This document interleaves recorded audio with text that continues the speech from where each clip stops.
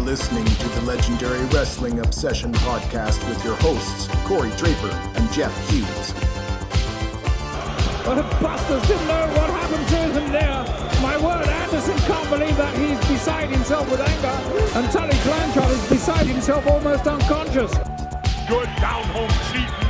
Good down home cheating, sure.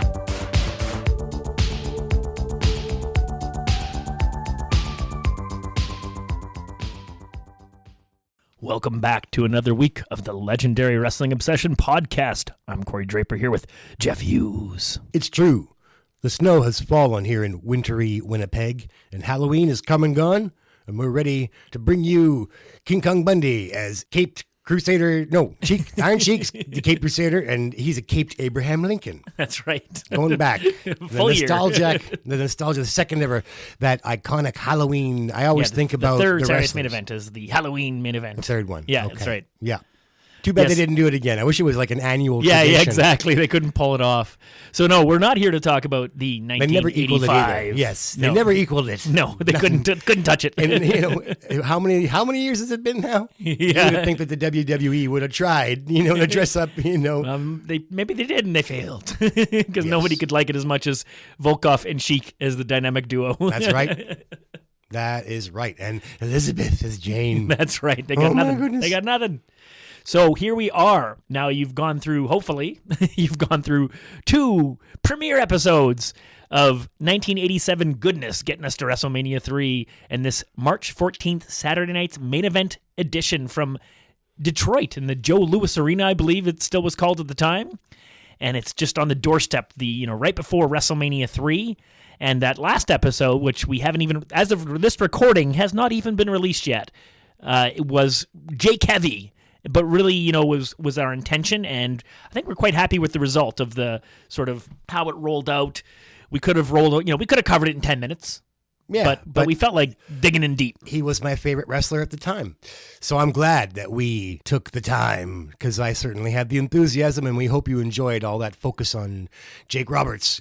He's now a headliner. I mean, within 1 year, the guy stepped right up to the major leagues. Especially, it's so interesting to think that within a year, people were chanting for him over Hogan, and in one particularly bad attitude town or whatever. I mean, if you picture those frat boy style crowds, the shouting ECW type of people. I'm thinking of late 80s Chicago NWA crowds that would always cheer the villains. It was hilarious. Watching the dynamic dudes Shane Douglas and Johnny whatever his name is against the Freebirds, which is with the Garvin version. They're not popular anywhere else, but in that crowd and that night they were cheering for Michael Hayes punching those baby faces in the face. Absolutely.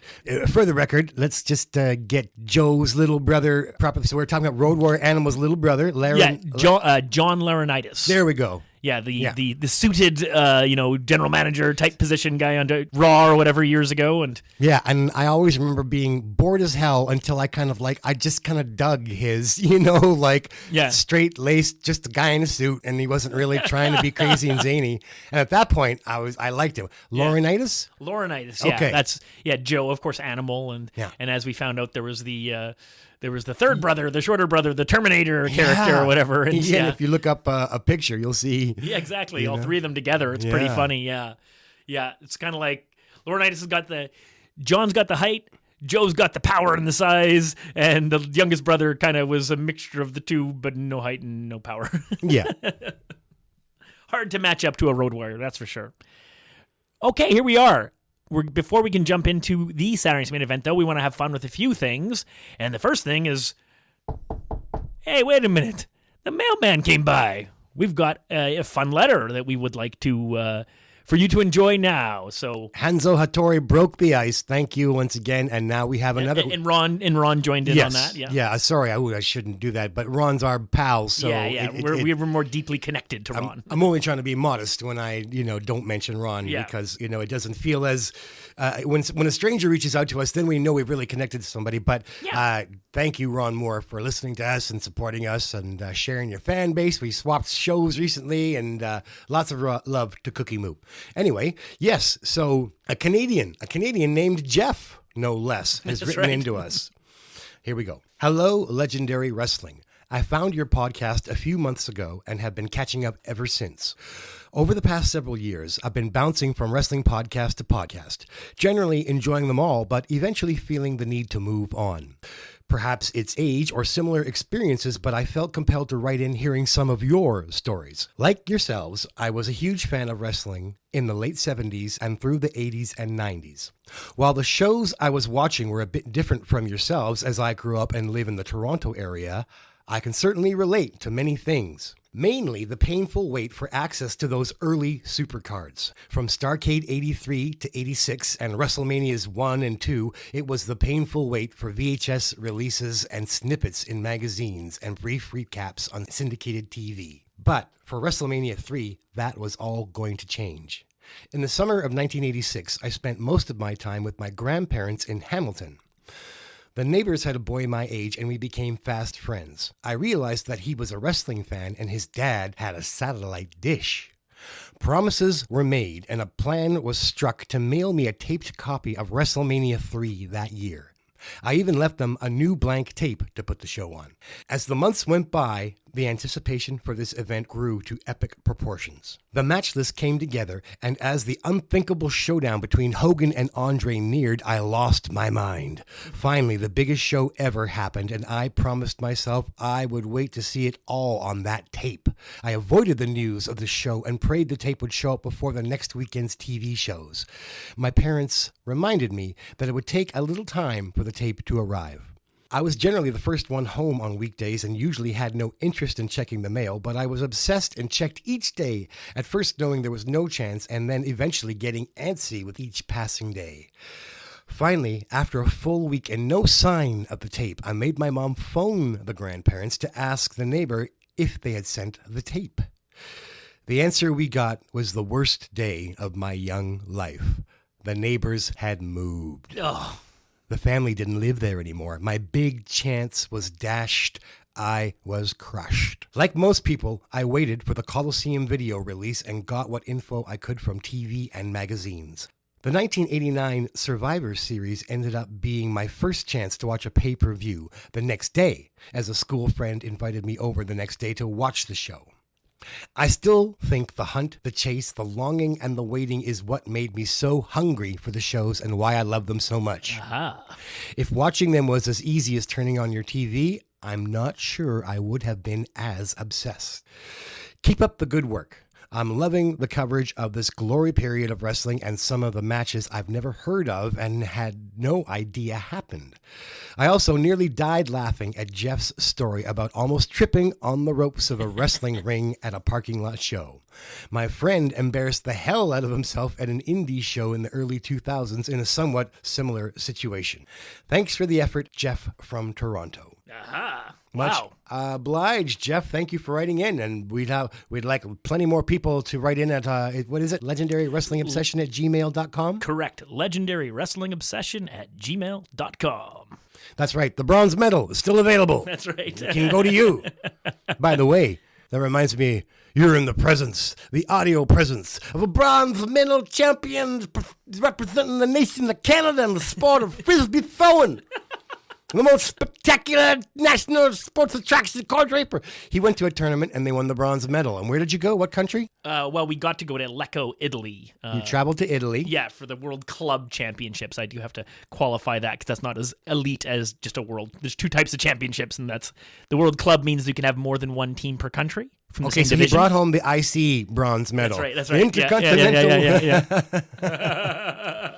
And what year was that? Well, we qualified in 2013, and we went to Italy in 2014. It was that strike? That would be the men's team. That was I was an old guy by the time I started playing competitively, so I was playing in what's called the Masters Division. So we were at the time Flood, and I played with that team for many years, and that was my swan song. My trip to Lecco, Italy was kind of my retirement tournament from that team. I kept playing competitively Ultimate, but for different teams after that. Well, there you go, folks. We have a national sports hero right here. Yeah, not quite, but but I had a lot of fun with it, and it was big part of my life, so enjoyed that. No, it's great to hear.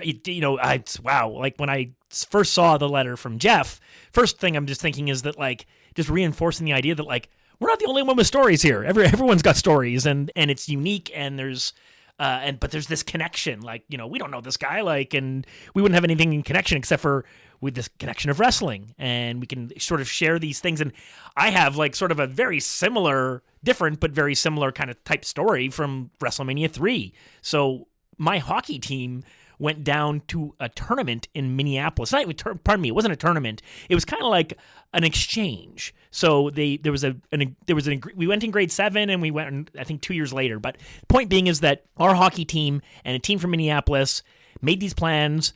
And so our team busted down or whatever with our parents. And then we were billeted, meaning that we actually stayed with the players from the other team. So, and what they were smart about it, they put you in partners. So me and my best buddy, Grant Mitchell, who was the guy that got me my first Saturday Main Event tape, and I've talked about him before, we were put together and we stayed at a house with one of the players, and another one of the players on their team also came over. So it was like a 4-person sleepover, all weekend. And it was really smart to pair it up because you were strangers, so it would be awkward. But because there was 4 of us and there was 2 from each team, it kind of, we got along great. And we had a really fun time. And we realized that this kid, the host, he was the best player on the other team. So the first game on the Saturday, they beat us by a couple of goals. And then Grant and I hatched a scheme. So we kept this kid up all night. We stayed up till 5 in the morning, and we had an 8 a.m. game. Oh, you villains! And we won the next game. So you sacrificed 2 mediocre players. Yeah, 2 very mediocre players. For 1 elite player. 1 elite player. Oh, Jimmy Hart's in the background saying, Right. Okay, baby, here's a plan. We got soda pop, we got popcorn, we got video games. We're going to see him till 5 a.m., baby. I love it. So good. Yeah, that was pretty awesome. I was pretty proud of myself. Oh, you villains. Okay, Yeah. but wait. Where's the comeuppance for you little rat cheats? Well, he didn't really, I don't think he knew that we did. He just thought we were all having fun. He was being a good host. I love it. So there's no real... There's no comeuppance. No comeuppance. The bad good guys won. Oh, God. Jesse Ventura would love it. And they won it. They won the first game. So, hey, it was we split. We drew. It was a 60-minute draw, Broadway. Pretty good. Yeah. So the point of all this is just like Jeff from the letter, as we were, leaving, we had to get back on the bus, mid-afternoon. I can't quite remember if it was the weekend before WrestleMania 3 or literally the weekend of WrestleMania 3, and we were leaving the day of it or the week before. Either way. One last thing. Whose plan was it? You came up with the idea. You or Grant? Oh, that's a good question. Who's the real genius and who's the thug? I think it might have been Grant. I think that was. That's what I was just gonna say. I think Grant was the one to talk to me about it before we got back to the house. He was on the way back from the first game. Corey's got a heart of gold. You can just push him in the wrong direction, though. Well, this kid scored 3 or 4 goals on us, and it was nobody could stop him. And then Grant was like, "We'll stop him." Okay. Back to WrestleMania 3. So. Very similar idea. My mom was talking to his mom, and all of a sudden it came out that what a big wrestling fan I was, and they started bragging about how they were going to watch WrestleMania 3. Now, I don't know if that means they had pay-per-view or what other way they were getting their hands on it, but they were going to be recording that show. And they promised, they took our address, and they were going to mail us a tape of WrestleMania 3. And every day I came home, and I looked at that box so excited, and after about 10 or 12, 13 days, my mom finally, made me admit to myself that the tape wasn't coming. It never did show up. And I was just like, oh, it was devastating. All right. Well, now this is the person who was supposed to send you this tape was the victim of your evil scheme? Right. Who didn't. Okay. Are you seeing any little moral universal? Yeah, but he promised to send he promised to send that. They promised to send that. Hold on. All these years later, you can't see? They promised to send that tape after that whole thing happened. So I don't, and I don't think they Yeah, but cosmically. Well, maybe karma, maybe. Yeah, just, they just forgot, or it just, I mean, they it's just still didn't, all they didn't innocent, do it. right? It's all very innocent. I know, but I'm just saying, you got away. You think you got away with it, but you never got your tape. Yeah, you're right. Maybe you're right. Jeez, I love the story. It's just so good. I mean, I'm not happy you suffered as a kid, but I'll bet you Jeff likes it. Jeff's probably killing himself. I hope you're having a good time, Jeff. Yeah, that's right. Okay. So yeah, that was, and then it was, and it was a full 3 years later until I finally, like I said, we've talked before about, getting access through Ken's dad to stuff. So it was all those years of just waiting, and like Jeff said, it made it more important that I couldn't just watch it immediately. How did we finally see WrestleMania 3? I don't remember. I rented WrestleMania 3 and I taped don't know how I got my hands on it. Or watched it. Yeah. The first time. The only way you could have watched it is by renting it. I guess so. I just don't remember because you would have already seen it. Like, I mean, I know you'd already seen it before we were ever friends, so you must have rented it with somebody. I don't. Like, I know you don't have strong memories of renting tapes, but you must have rented that one. I guess so because I know the matches. I just don't have the strong memory like I did. I went to go see, the big pay-per-view at the Winnipeg Arena for WrestleMania 2. That's right. But I didn't do that for WrestleMania 3, and I don't remember how I finally got a look at it. Yeah. Okay. Well, we encourage people to step up to the plate, fill in the blanks. Tell us about crazy matches you saw. Your Tell me how I finally saw WrestleMania 3. Fill in Jeff on his own life. But it's just I think we can see that it's a simple story shared can cause a lot of good things to happen on our show. So we enjoy it. And evil genius young Corey, Pinky in the brain. That's Grant right. and Corey cheating. International scandal. Hope you didn't take that. Hey, wait a minute. Wait a minute. This bronze medal. I want to know who you were bunked with over there in Italy and what kind of shenanigans you pulled the night before your big tournament. Let's cause off the whole thing. Oh boy. You're in trouble. That's right. Oh boy. Okay, before we get into more stuff related to the show, I wanted to look back and have a bit of fun. So a show or two ago, we were having a bit of a laugh about commentators, wrestling commentators having like Dungeons and Dragons alignments. And I ended up releasing for fun on Twitter and a couple other places a little meme I had made about such a thing. And why is it not coming up? Of course, my thing just... What? Corey hides all his comedy genius from me. He only shares it with his hockey posting buddies. And I'm like, what is all this? You've got graphics and comics and cartoons. And I'm like, what is all this stuff? I never think, and hockey gags too. And I'm like, I watch hockey. Why you show me this stuff? What the hell? What the hell? Okay, so for people who follow us on Twitter, which I suggest you do, and we'll be hearing later in the show about how you can do that. Yeah, I put out this post, and it's kind of these like commonplace memes. There's been so many of them made, so they take, if you're not familiar, Dungeons & Dragons has basically 9 alignments that you could, choose for your character between good, evil, and neutral, but then there's a secondary characteristic, which also kind of, so you could be lawful good, or you could be chaotic good, like there's a range. Yeah, like think about the old South and the sheriff who had the badge, but he was actually the bad guy, right? Yeah, that's lawful evil, right? Yeah. Something like that.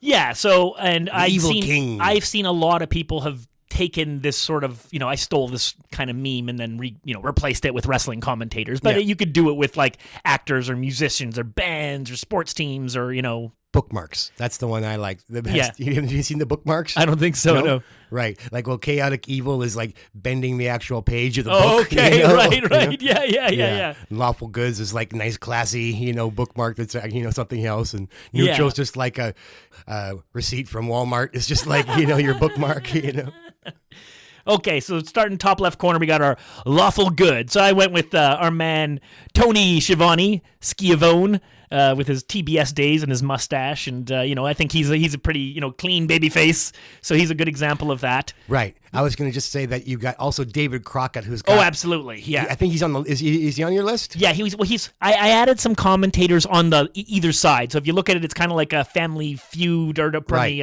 Family Feud. Hollywood Squares or whatever, where they're like, yeah. So anyways, they're kind of lined up in their one in each box, and then I just have some other commentators off to the side, sort of like, where would you put these guys, or who would you replace, or what would be a better example of different commentators. And I'll admit, in some cases, I kind of force somebody into a certain box, which maybe isn't 100% fitting, but hey, it's 9. Just it can't having be bullseyes. Having fun. So neutral good, I went with Jim Ross because Jim can get excited for the bad guys too. He can get excited about their athleticism or their good moves. Yeah, devastating. Yeah.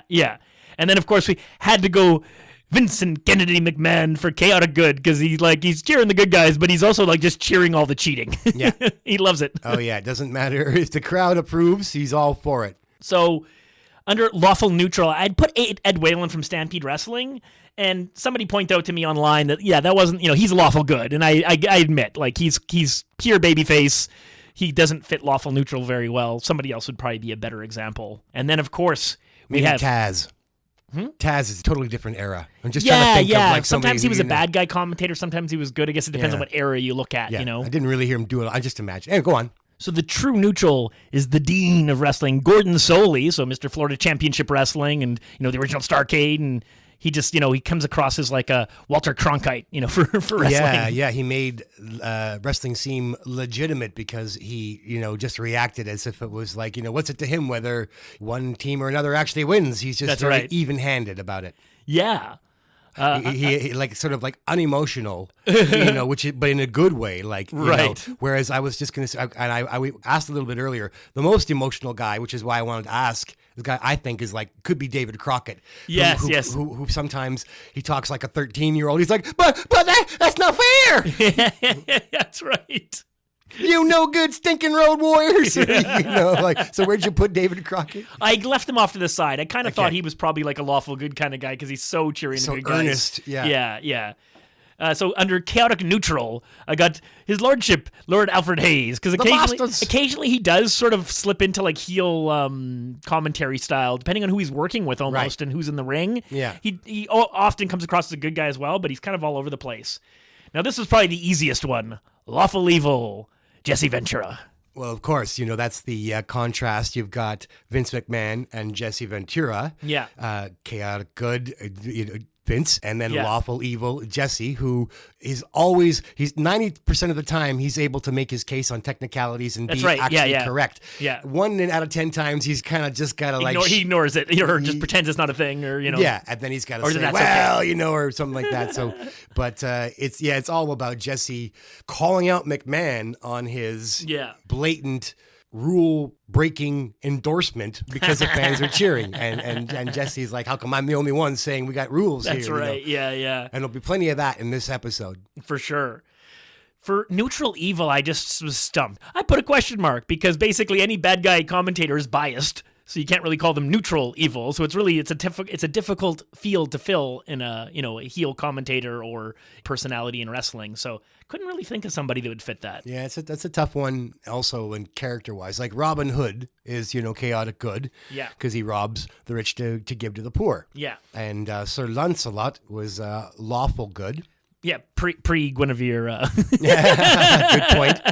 Yes, but there are also so many tellings of the tales. But I mean, like Bob Backlund, championship run, he's lawful good.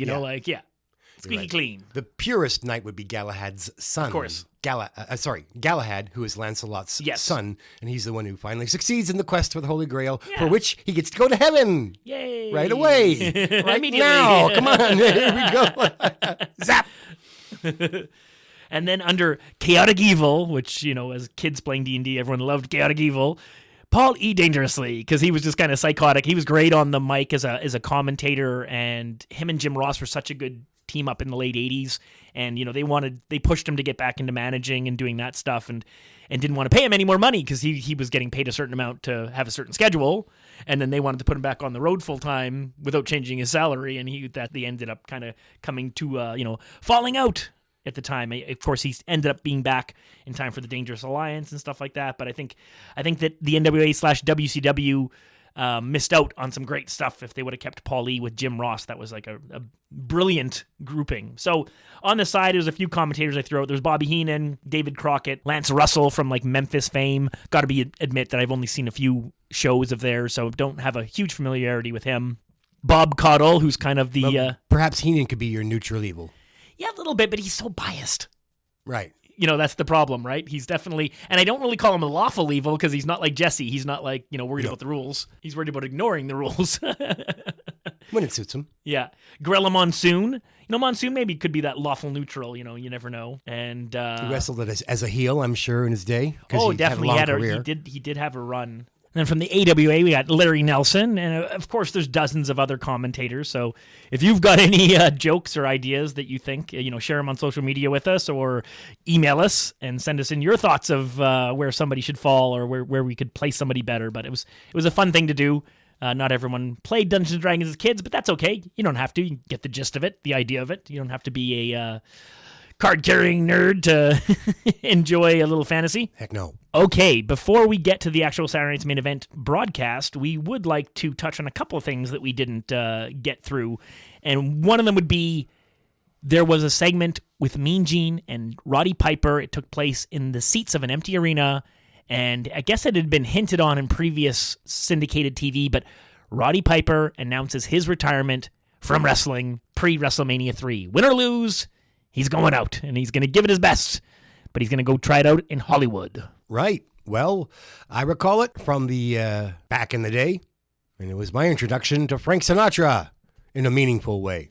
Right. Yeah, that's going to come up on the show. So, taking that in, and I think that you can see now, like, why, again, going back to the Piper's Pits with Hogan and Andre, why Piper was so uninvolved, why nothing really was going on for him, why he became kind of vanilla here at the end of his run, because he wasn't working towards, that next feud, that next payday. He was actually moving on. And as I've seen in interviews, I think there was a Howard Stern one. I'll probably find some audio from it and include it somewhere in the show. But Roddy Piper basically had a big falling out with Vince McMahon over wanting to go do the movie They Live. And McMahon immediately offered him a different movie, that he would get him another movie. Like that week, he would get him a starring role in another movie that Vince McMahon had more control over. But Roddy Piper didn't want to give up the opportunity to work with John Carpenter. And he's like, yeah, you can give me another movie, but you can't deliver John Carpenter. So that was when McMahon basically told him, apparently, that, there's no place for you here anymore. And it's interesting that we even got as nice of an exit as we did, all things considered.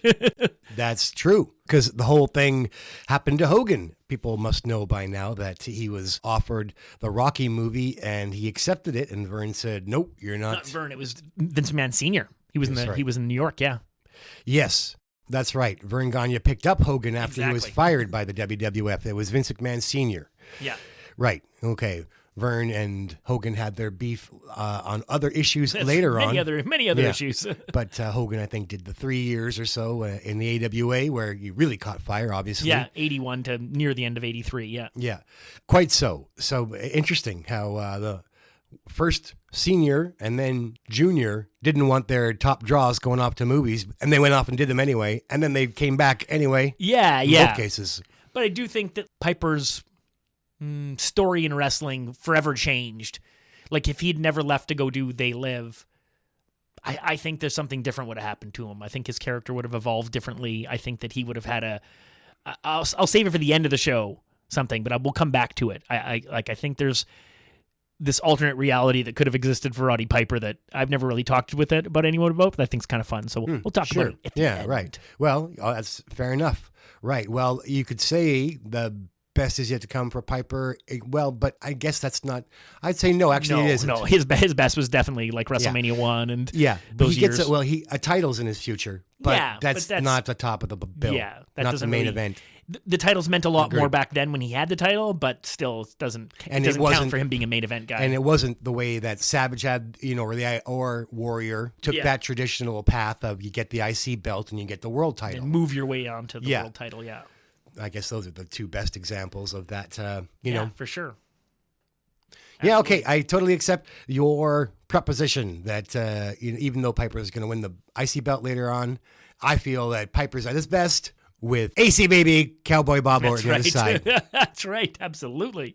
So one quick interesting note was that tag match we had fun with Hogan and Steamboat versus Savage and Honky Tonk. When I reread something, I noticed it was Steamboat subbing for Andre.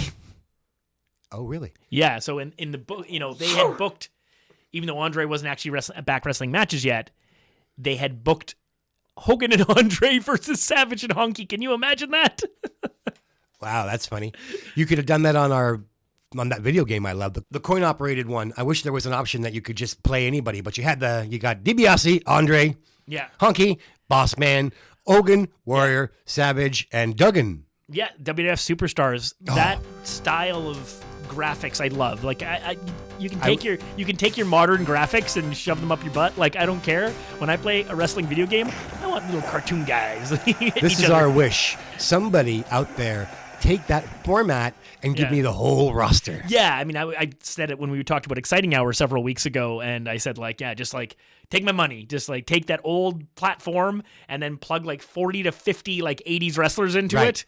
And just give them the little special moves and stuff, and I would just sign me up. Right. I think about the other game before I think about Exciting Hour, just because you've already got, your Yeah, that's right. Your You've already got pillars some in are already there. Yes, that's right. And then it's how easy would it? Because I mean, like, what each wrestler is made up of about 17 pixels. I mean, how That's difficult right, would it yeah. be to do the rest of them? You know what I mean? Yeah. Come on. But they were great little likenesses of them. They you were. know, and I thought the game was really hard and it was really fun to play. Oh, I love putting my quarters into that. Did you ever finish the game? Sure. I was able to beat the Mega Bucks. Did you legitimately beat the game? Well, remind me of what happens at the. That must have been a Magic Land. I mean, beating Andre and DiBiase. You gotta beat him 3 times. Yeah. Yeah, so I could never actually beat them. The only way I beat them was to go to a place called Magic Land where you pay by the hour and you have unlimited plays. So I could just keep hitting the button to give myself health back because point. I couldn't figure out how the hell to take I down see what you Andre. mean. Yeah. Well. Okay. So my memory is too fuzzy. So if you can beat a game on 1 quarter, that's your highest achievement. Of course, yes. I don't think I ever did that probably because Yeah. that was very difficult. I see what Yeah. you're getting at. Yeah. Yeah, there was very specific tactics and like anything like Donkey Kong, like they have patterns, and that's what that game had something with in the regards to how you wrestled Andre. You couldn't do like 90% of your moves to Andre, so if you tried to engage with them, he would just beat you up. Yeah. And I didn't know how to do what you needed to do. But if you continually gave yourself, your health back You could constantly, you could catch then DiBiase you eventually. you could even Andre, you would tire Right. him out. Basically, Yeah. it was you would tire him out from him kicking your ass, and then eventually you'd get him. But yeah, that game was super fun. Of course, the predecessor to the one that would come down the road, our Royal Rumble, game that came out in I think it was like 91 or 2. Pretty great game. And that one too. was like, again, that one expanded the roster a bit more, bringing in like Mr. Perfect and Jake and different people and it was great. It had the tag option or the Royal Rumble. And I remember I being at university and some people that I went to high school with were in the same class as me, and one of them coming in and just saying like, have you seen this game? I was like, you can imagine me, like, these guys aren't even wrestling fans and they're excited about it. Right. And I'm like, and also what was so awesome was that you had to work your way up to wrestle the Legion of Doom. that's right, yeah. Even though I prefer them as the Road Warriors and not in the red and black shoulder pads.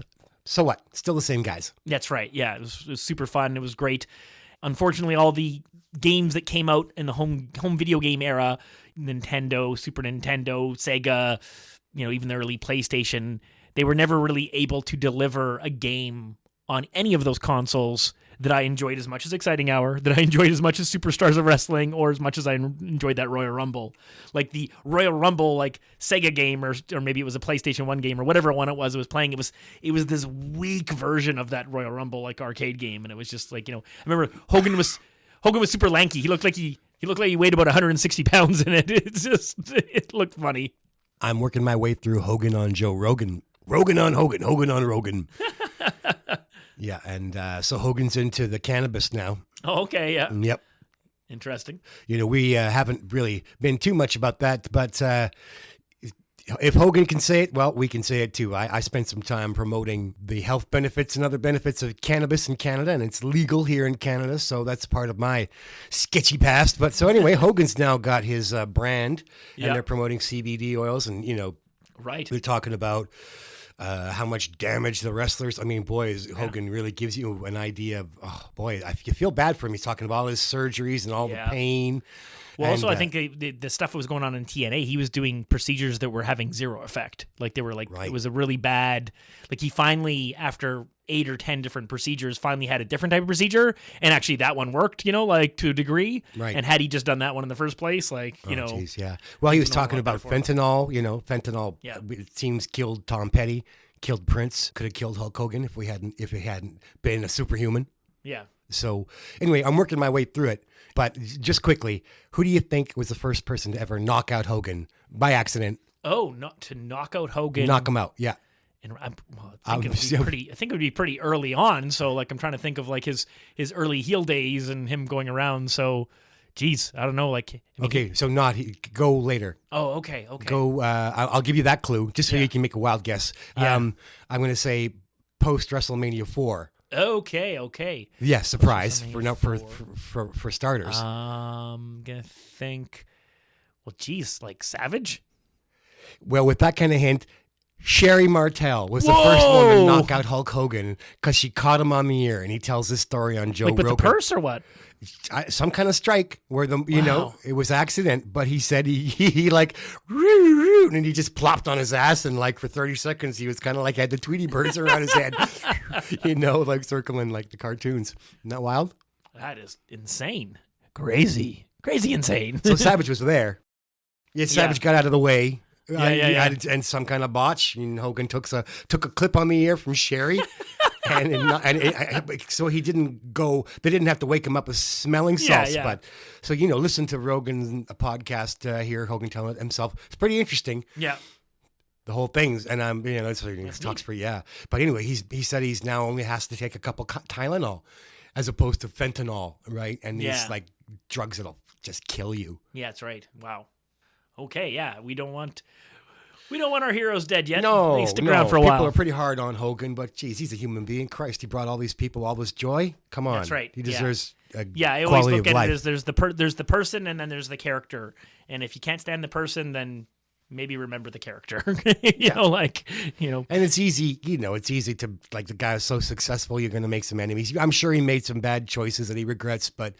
Anyway, I'm just listening to him on Rogan. It's kind of hard to be sitting there going, "Oh, you jerk!" Like That's right. Because I'm not. I'm listening, and then like I want to hear what he has to say. Yeah, absolutely. Yeah, he's doing a lot more sort of podcast stuff and interviews now than ever. So there's more and more of him. And people tease him because he, like anybody, he embellishes. A lot of these wrestlers get their shit wrong. Like he's not the only one. A lot of them will misremember the dates and the years and the what happened. And we were in Montreal. No, Jake, no. Exactly. So we're trying to help here, Jake. Okay, well, let's get to Detroit, March 14th, Saturday night's main event. It's a nice quick one after the last one. It's only like a month and a half, or it was January to middle of March. So, but like we said, there was so much happened in that January, February, first half of March that it's inconsistent, isn't it? Well, the scheduling for the scheduling for the shows is fairly consistent in terms of like you basically end up with let's call it an October, a November, a January, a March, a May, and then start again. Even though this whole thing started in a May. So I like to go May to March, but they go like October to It's May. an odd consistency, like 1 month. And there will become some years where they add in a summer main event. A summer Saturday night's main event. I think they do go up to a maximum of 7 in the same year, but it's never. Some people will like incorrectly say, "Oh, it's monthly. It's every month." It's like no. There wasn't 12 Saturday night's main events a year. Come on. If only. If only. Come on. But we have now the Prism cards, and we have That's right. The most Prism of that cards. shit, they have their monthly narratives The that they're MSG, trying to. and you could piece it all together. It was there. Like this stuff was happening. It just wasn't put on TV in a neat package for us. But we could have seen it. Could have watched it. Okay, more to talk about Saturday night's main event. Let's hit those NBC chimes and get on the road. Wrestling means each man out for himself. My main objective, to get even with Andre the Giant. When you tore my shirt, when you tore the cross off my chest, when you tore the heart and souls out all those little Hulksters, that was the reason I got in this 20-man battle royal. You broke the rules, man. Now there are no rules. Survive with the fittest. Bodies flying out over the top everywhere. My eyes, Andre the Giant, main concern will be focused on your 7'5", 500-pound, big, nasty body. And sooner or later in the battle royal, it's going to be just you and me. After we see Hogan, we go to Heenan with Andre, getting ready for the battle royal. And Heenan's there to say, that's right, you're going to have your eyes on this gentleman, but he's going to have his eyes and his hands all over you. I love it. And Andre puts his hand in front of Heenan's face like just at the right time to show you how big his hand is. Right. Well, speaking of hands all over, innuendo abounds as Elizabeth makes her appearance third.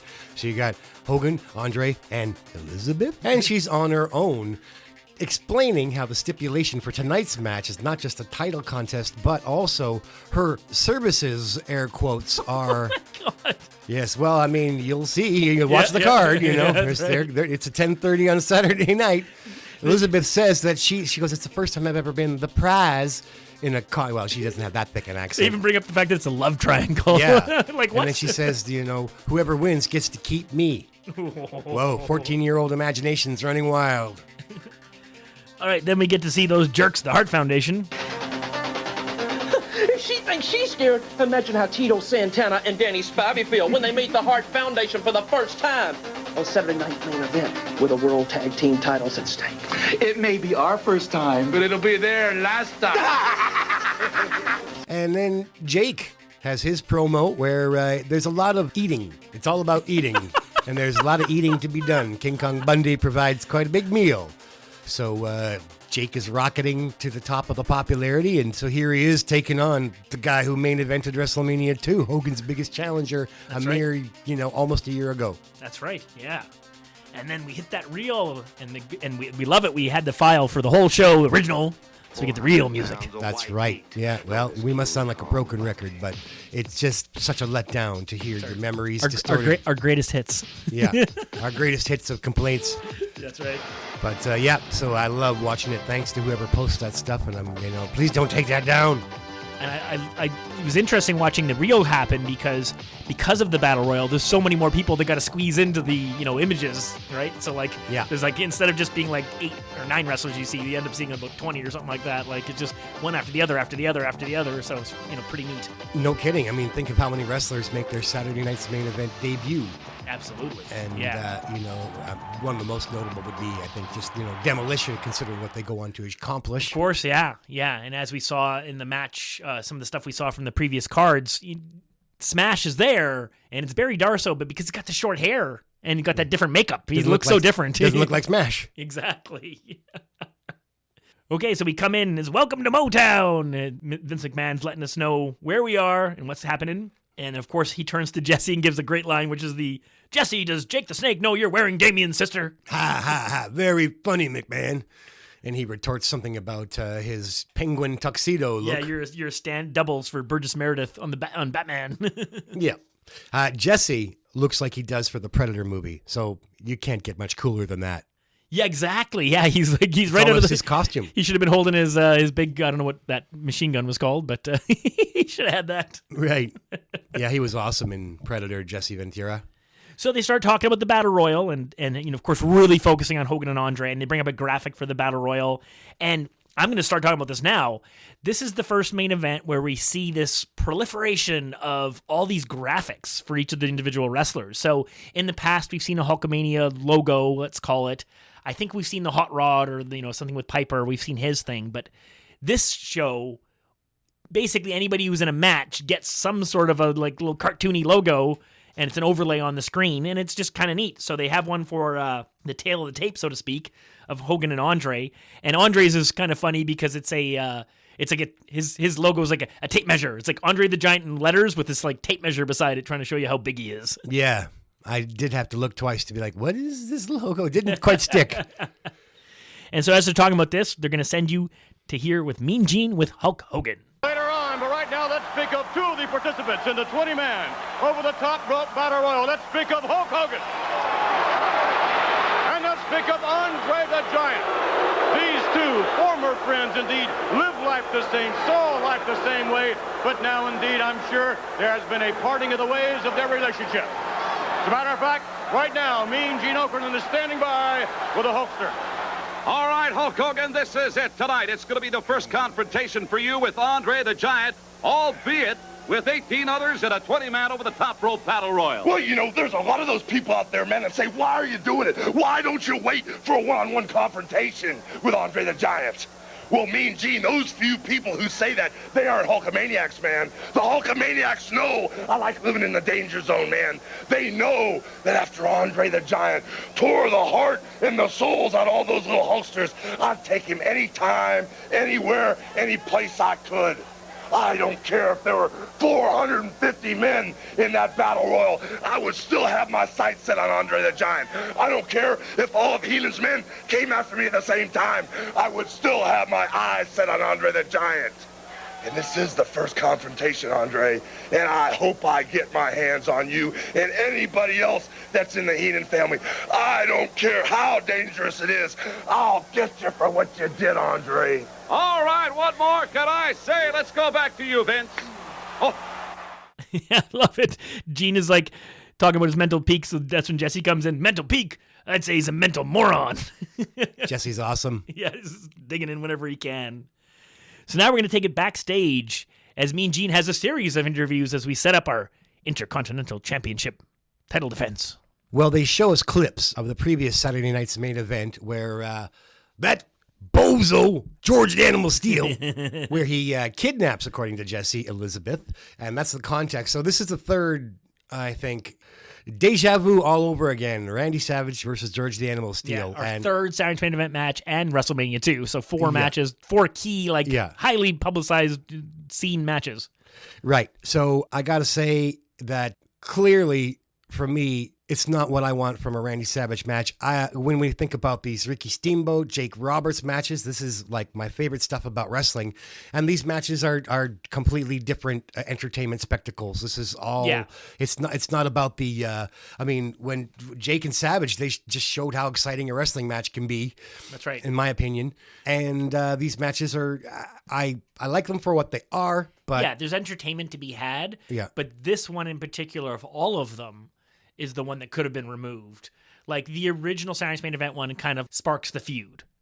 And WrestleMania 2, I would like to have seen a different opponent, whatever. The last one with Steamboat coming back made sense, like why it's George, so that's the vehicle for which to bring Ricky Steamboat in as the surprise, and the fluff and everything, and it was just too funny. I think that when we wrap this up with a lumberjack match down the road, that's unique enough in its own right that it's kind of like, that's okay. But if they would have given us a different opponent here, and we saw some great like primetime or wrestling challenge matches with Savage against different people, like against Billy Jack Haynes, against Coco, against, there's a, myriad of different people he could have wrestled. Hell, he could have wrestled Tito, like he could have wrestled so many different people here. And I think that Steamboat still could have lent his, presence to the match with or without George. Well put. So really what we're saying is this match wasn't necessary.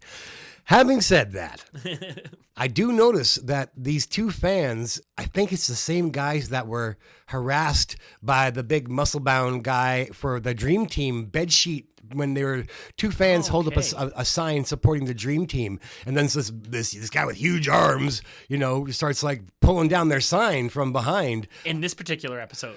No, this time this time these guys have Macho Man, but it's the same two guys holding their bedsheet and nobody's bugging them. But I'm like, those are the guys that were, yeah, okay. They're, like it's almost like the camera's behind it, so it's hard to even read what's on their sheet because like we're looking through their sheet almost. No, you can read this guy pretty well, and they've done a drawing of Macho Man holding the IC belt, and they had drawn Beefcake and Valentine on their other sign. Yeah. But I mean, it's cloth, it's textile. I think it's a bed sheet because and then they and like it's like 5 feet by 3 feet. So when they're holding it up, on their entrances, they're blocking the view of people. And that's what led to this one huge big black guy was like, hey, put that shit down. And, the guys were like, huh, but we're cheering our, and anyway. When in 97 or 8 or whenever it becomes the thing where like every single person in the Raw audience has a sign and like nobody can see them, like, how is this fun?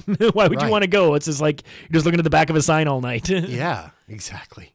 Elizabeth has a lovely red and gold sequined outfit with this kind of a circular pattern as if she's like wearing a bunch of necklaces or something, but it's classy and elegant as usual.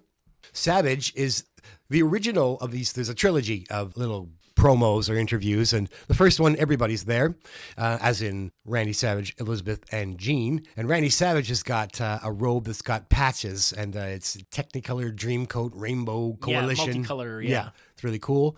Always, Gene talks to Elizabeth, as usual. Macho Man doesn't like that. He asks Elizabeth if she's scared. Macho Man interrupts and is like, what do you get to be scared about? Blah, blah, blah, blah. He's just in there. But things take a different turn when Gene's talking about, like, well, some say that, Elizabeth, you're more than a manager. And then I've never heard this insult before. Have you ever heard anybody call anyone a duck pin? No. Well, you little duck pin. I'll slap your face right there through that Saturday night's main event. Yeah.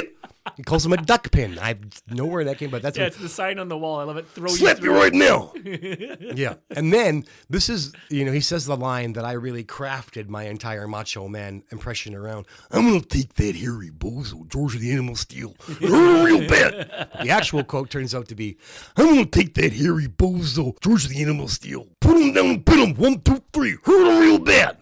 So it's just missing a little bit. That's where it all started for me.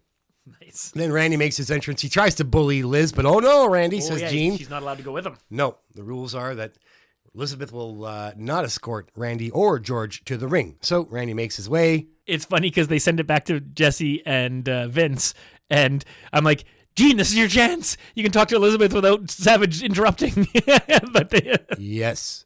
As Randy approaches the ring, there's a guy who's got the iconic T-shirt, the purple T-shirt, and he's waving at Savage. Then he almost kind of thrusts it at Savage and like spins him around. Oh, wow. And like the guy, could have grabbed the belt. If he hadn't been holding the shirt, he could have grabbed Savage's belt and yanked it off him. So Savage sort of had a interesting reaction. He looks back, but he's a heel and this guy's got his shirt. So, how do you respond to that? Yeah. So we cut back and it's now Gene's chance to be alone with Liz. And of course he's like, oh, Liz, you look ravishing. But George makes his way into the ring. He speaks mostly one word at a time, or can string two words together. But there are promos where he puts 5 or 6 words That's together. Right. You can pull it off. Yeah. Daddy. You like to say daddy a lot in those times. But this, George keeps it pretty clean. He's more like George's manager. Yeah. And so, keeping it out of the gutter. That's right. George leaves, and then actually Gene's on the camera himself. And he calls them both losers. He says, well, Elizabeth, heads or tails, you lose. That's right.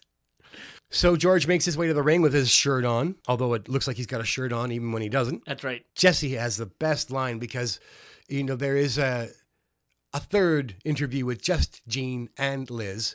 And as she walks away, he really takes a big obvious look at her ass. So Jesse's come, wait a minute, did you see that little pervert looking at Elizabeth as she walked away? He's a disgrace. And I'd say I noticed it too. Yeah, hey, yeah. Gene, yeah. You don't want to get caught looking. You're on camera. You fool. I think he's doing it on purpose since we've seen it multiple times. Right. Now, what I had never noticed until I watched it 5 times, there's some guy frog marching Elizabeth to the ring because I guess he's just worried about her safety, but he's pretty much he's hidden. If you go back and look, there's a guy who's got his head almost at her shoulder blades and he's ducking behind her, but he's kind of got his hand around her bicep. And it's almost like he's pushing her with his head quickly to the ring so that, Yeah. He doesn't want to be in the shot, maybe. Yeah, he's hiding from the camera. Yeah, okay. So there's a tennis judge style chair beside the ring. Yeah, that's right. And they put electric tape to make it red, white, and blue. And Liz climbs up there to, the prize is on display. George, he decides to help Liz ascend the chair. Yeah, he's a gentleman, not Macho Man.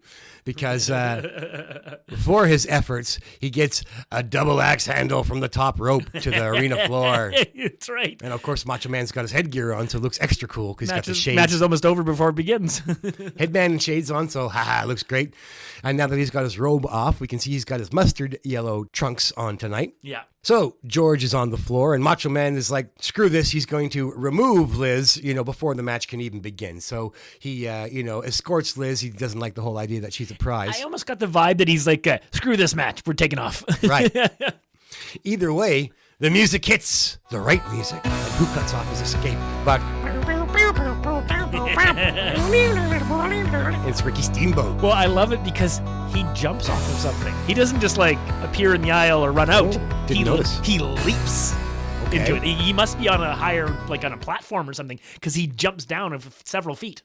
Okay. He lands in his path. Nice. Yeah. Well, it looks pretty cool. And the music, with the right music, it brings up all the feels, the memories. It was great. So, and then, Ricky Steamboat, he turns his back for 1 second and he's looking at the crowd, and Randy thinks he's going to get a sneak attack, but no, turns around and Savage cowardly retreats back to the ring. So all the refs come out, all the brand names, Morella and, Hebner's in the ring, but I recognize the other guys that are trying to deal with Steamboat and get him to, I guess, go back to the locker room. But no, he wants to watch the match from ringside. So Savage kind of is concerned, and his focus is on Steamboat, and he's pointing at him, threatening him, and he kind of backs his way into the ring while he's watching Savage, and of course that opens him up for a big double axe handle club from behind from George the Animal Steel. Yep. And that knocks off his headband. This gives George the chance to punch Macho Man and bite him on the nose. Macho Man ditches his shades, and he slams Randy Savage's face into the top turnbuckle. Then he does a little boogaloo crazy dance shuffle at the ref. Yeah. The ref's complaining about all this cheating. Then he takes Macho Man and rams his head into the turnbuckle. Another clubbing forearm drives Macho Man to the canvas. George starts punching him. Macho Man's dazed, so he tries to punch George. Well, actually, he tries to punch the ref. That's right. I love it. Very common spot. The blind swing. The blind swing at the ref. You got to be on your toes when you're refereeing a Macho Man match. So Macho Man gets rammed in the turnbuckle again. George doesn't have a lot of offensive maneuvers.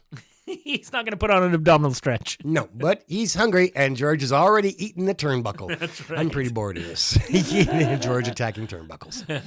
But at least it gives Macho Man a beautiful opportunity for a running, flying knee in between the shoulder blades, which looks devastating. Great way to hit a vulnerable opponent. Unlike Paul Orndorff, tap you on the shoulder. How you doing? Here I am. Hello, sir. Ding dong. I'm here to attack you. Oh, yeah, you don't say, do you? Smash. Macho Man body slams. George Animal Steel climbs to the third rope, and George climbs to his feet, so it's no finishing elbow, but it is a lovely double axe handle. And then Macho Man chokes him with his boot on his throat, and he presses his knee on George's head while basically George is just kind of at the edge of the ring with his head kind of under the bottom rope. Yeah. Then Macho Man has a bad idea. He's going to grab George's nose. Gives George an idea. I'll grab your nose. It's the nose grab off. A test of nose strength, which Macho Man loses. And so eventually, Macho Man goes from like squeezing George's nose to like trying to pull George's hand off of his nose. But George has control, so he boxes Macho Man into the corner and clubs him across the chest with his forearm. Macho Man, however, thinks quickly, gives an Irish whip to George, and then a clap clothesline, but turns out to be a lunge. That's right. George sinks his teeth into Randy's inner elbow, and that hurts. He hates it. Yeah, the slap on the arm is more like when someone's checking the tenderness of a piece of steak, like if that's right. That different, how firm is it? Tenderizing. George's next, he's already had some foam. Now he's going to eat Macho Man's arm. George hoists Macho Man up into that hangman clothesline where he's completely suspended off the ground and throws him down. The choke. But George loves that foam, so he goes over and throws some into, I think he's onto his second turnbuckle. And you see it in the Battle Royal, there's lots of foam, thanks to George. A couple times during this card, I think they come apart again or something and fluff comes out.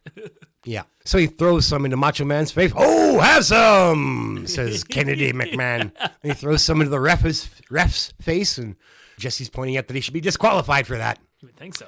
Yeah. George goes over to Liz, decides that he can claim his prize without having won the match. And it's great because he's not really being that rough, but Jesse's like, he's twisting her arm. Look at that. He's forcing her.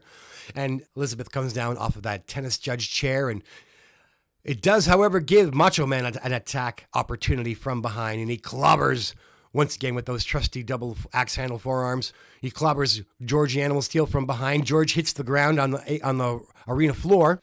Macho Man picks up that big tennis chair and clobbers him with the chair. Okay, rolls back in, and he wins by a countout.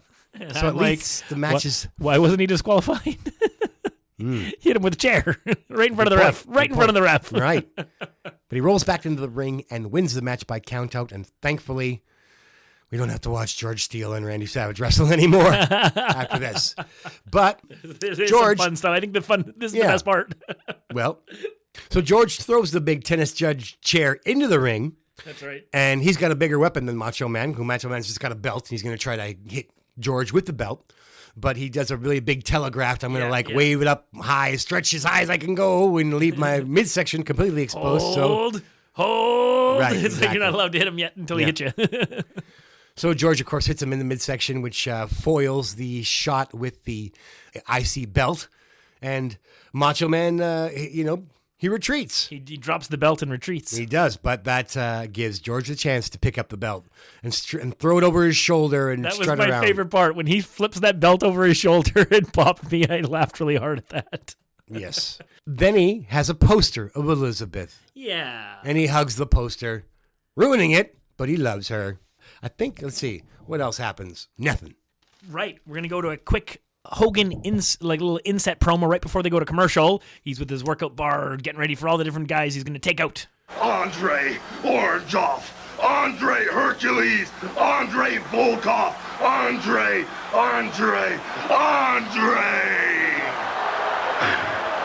Arndarf. Why can't he pronounce Orndorff? What is wrong with Hogan? My best friend that I don't know his name. It's the second time. Orndarf. Orndorff. And when they come back from commercial, it's going to be a battle royal. Okay, it's battle royal time. And for us on Legendary Wrestling Obsession, this is our first battle royal that we're properly covering. We've talked a bit about a bunkhouse match, which was sort of a battle royal of sorts. But before we dive into the Saturday Night's Main Event version, this great battle royal, I just kind of wanted to open the door to what battle royals sort of, to me, it was like gladiators, the arena, all these different fighters were in there and who's on whose side. Oh, for sure. I mean, it was the most exciting thing about professional wrestling was everybody in there at once. And as a kid, you didn't even realize the limitations that caused as far as there's not enough room to do all those fancy moves, but it didn't matter. No, it was like input overload, sensory, just so exciting because you could look at any one of a dozen confrontations going on. That's right. It was so wild, and we got a lot of great battle royals here in Winnipeg as a kid. You didn't necessarily see full-length main event matches on the wrestling show that we watched, All Star Wrestling, featuring the greatest from Germany, France, Japan, Mars. It was something else. Yeah. And particularly, the main thing about these AWAs, battle royals that I'm talking about, that has in common with tonight. Yes, that's right. Hogan and Andre. Yes. And I'm talking about Winnipeg. That's right. These things happened here. And you can now go and have a good time Googling Winnipeg battle royals, and you'll see the superstars, like the biggest names. That's right. We're here in 82 and 83, and and then Heenan family was there too. That's right. That's the other thing. I mean, of course. I mean, it's the Hogan, Andre, and Bobby Heenan. That's right. I love the idea of a team within a battle royal. You'd have all these individuals in small groups, maybe a tag team. But then if there was that cluster of 3 or 4 or 5 guys that were working together, I liked the concept of that. That it was right. Now Patero actually ran with the Sheik. But he was with Heenan at times. Okay. Yeah, he moved around a bit. All right. You're right. He was both. But there was definitely times when he was just with Heenan and part of the Heenan family. But there certainly was a stretch there where he was, Sheik Patera. Right. But the main thing in those days was that, and what we love was that Heenan had the gold. Yeah, that's right. Heenan was the manager of champions, and his men were victorious more often than not. It just never happened for him. Yeah, in the WWF, there's few moments. There's a couple. We can point to a few, but I mean, when you look at the body of work, he's on the losing end almost all the time. Poor guy. Especially when we look at J.J. Dillon. JJ's had it everything. That's right. They just had so many. Or even Jimmy Hart. I was so jealous of Jimmy Hart in terms of Bobby Heenan. Good point. This era we're in right now, Jimmy's gonna have 2 of the 3 belts.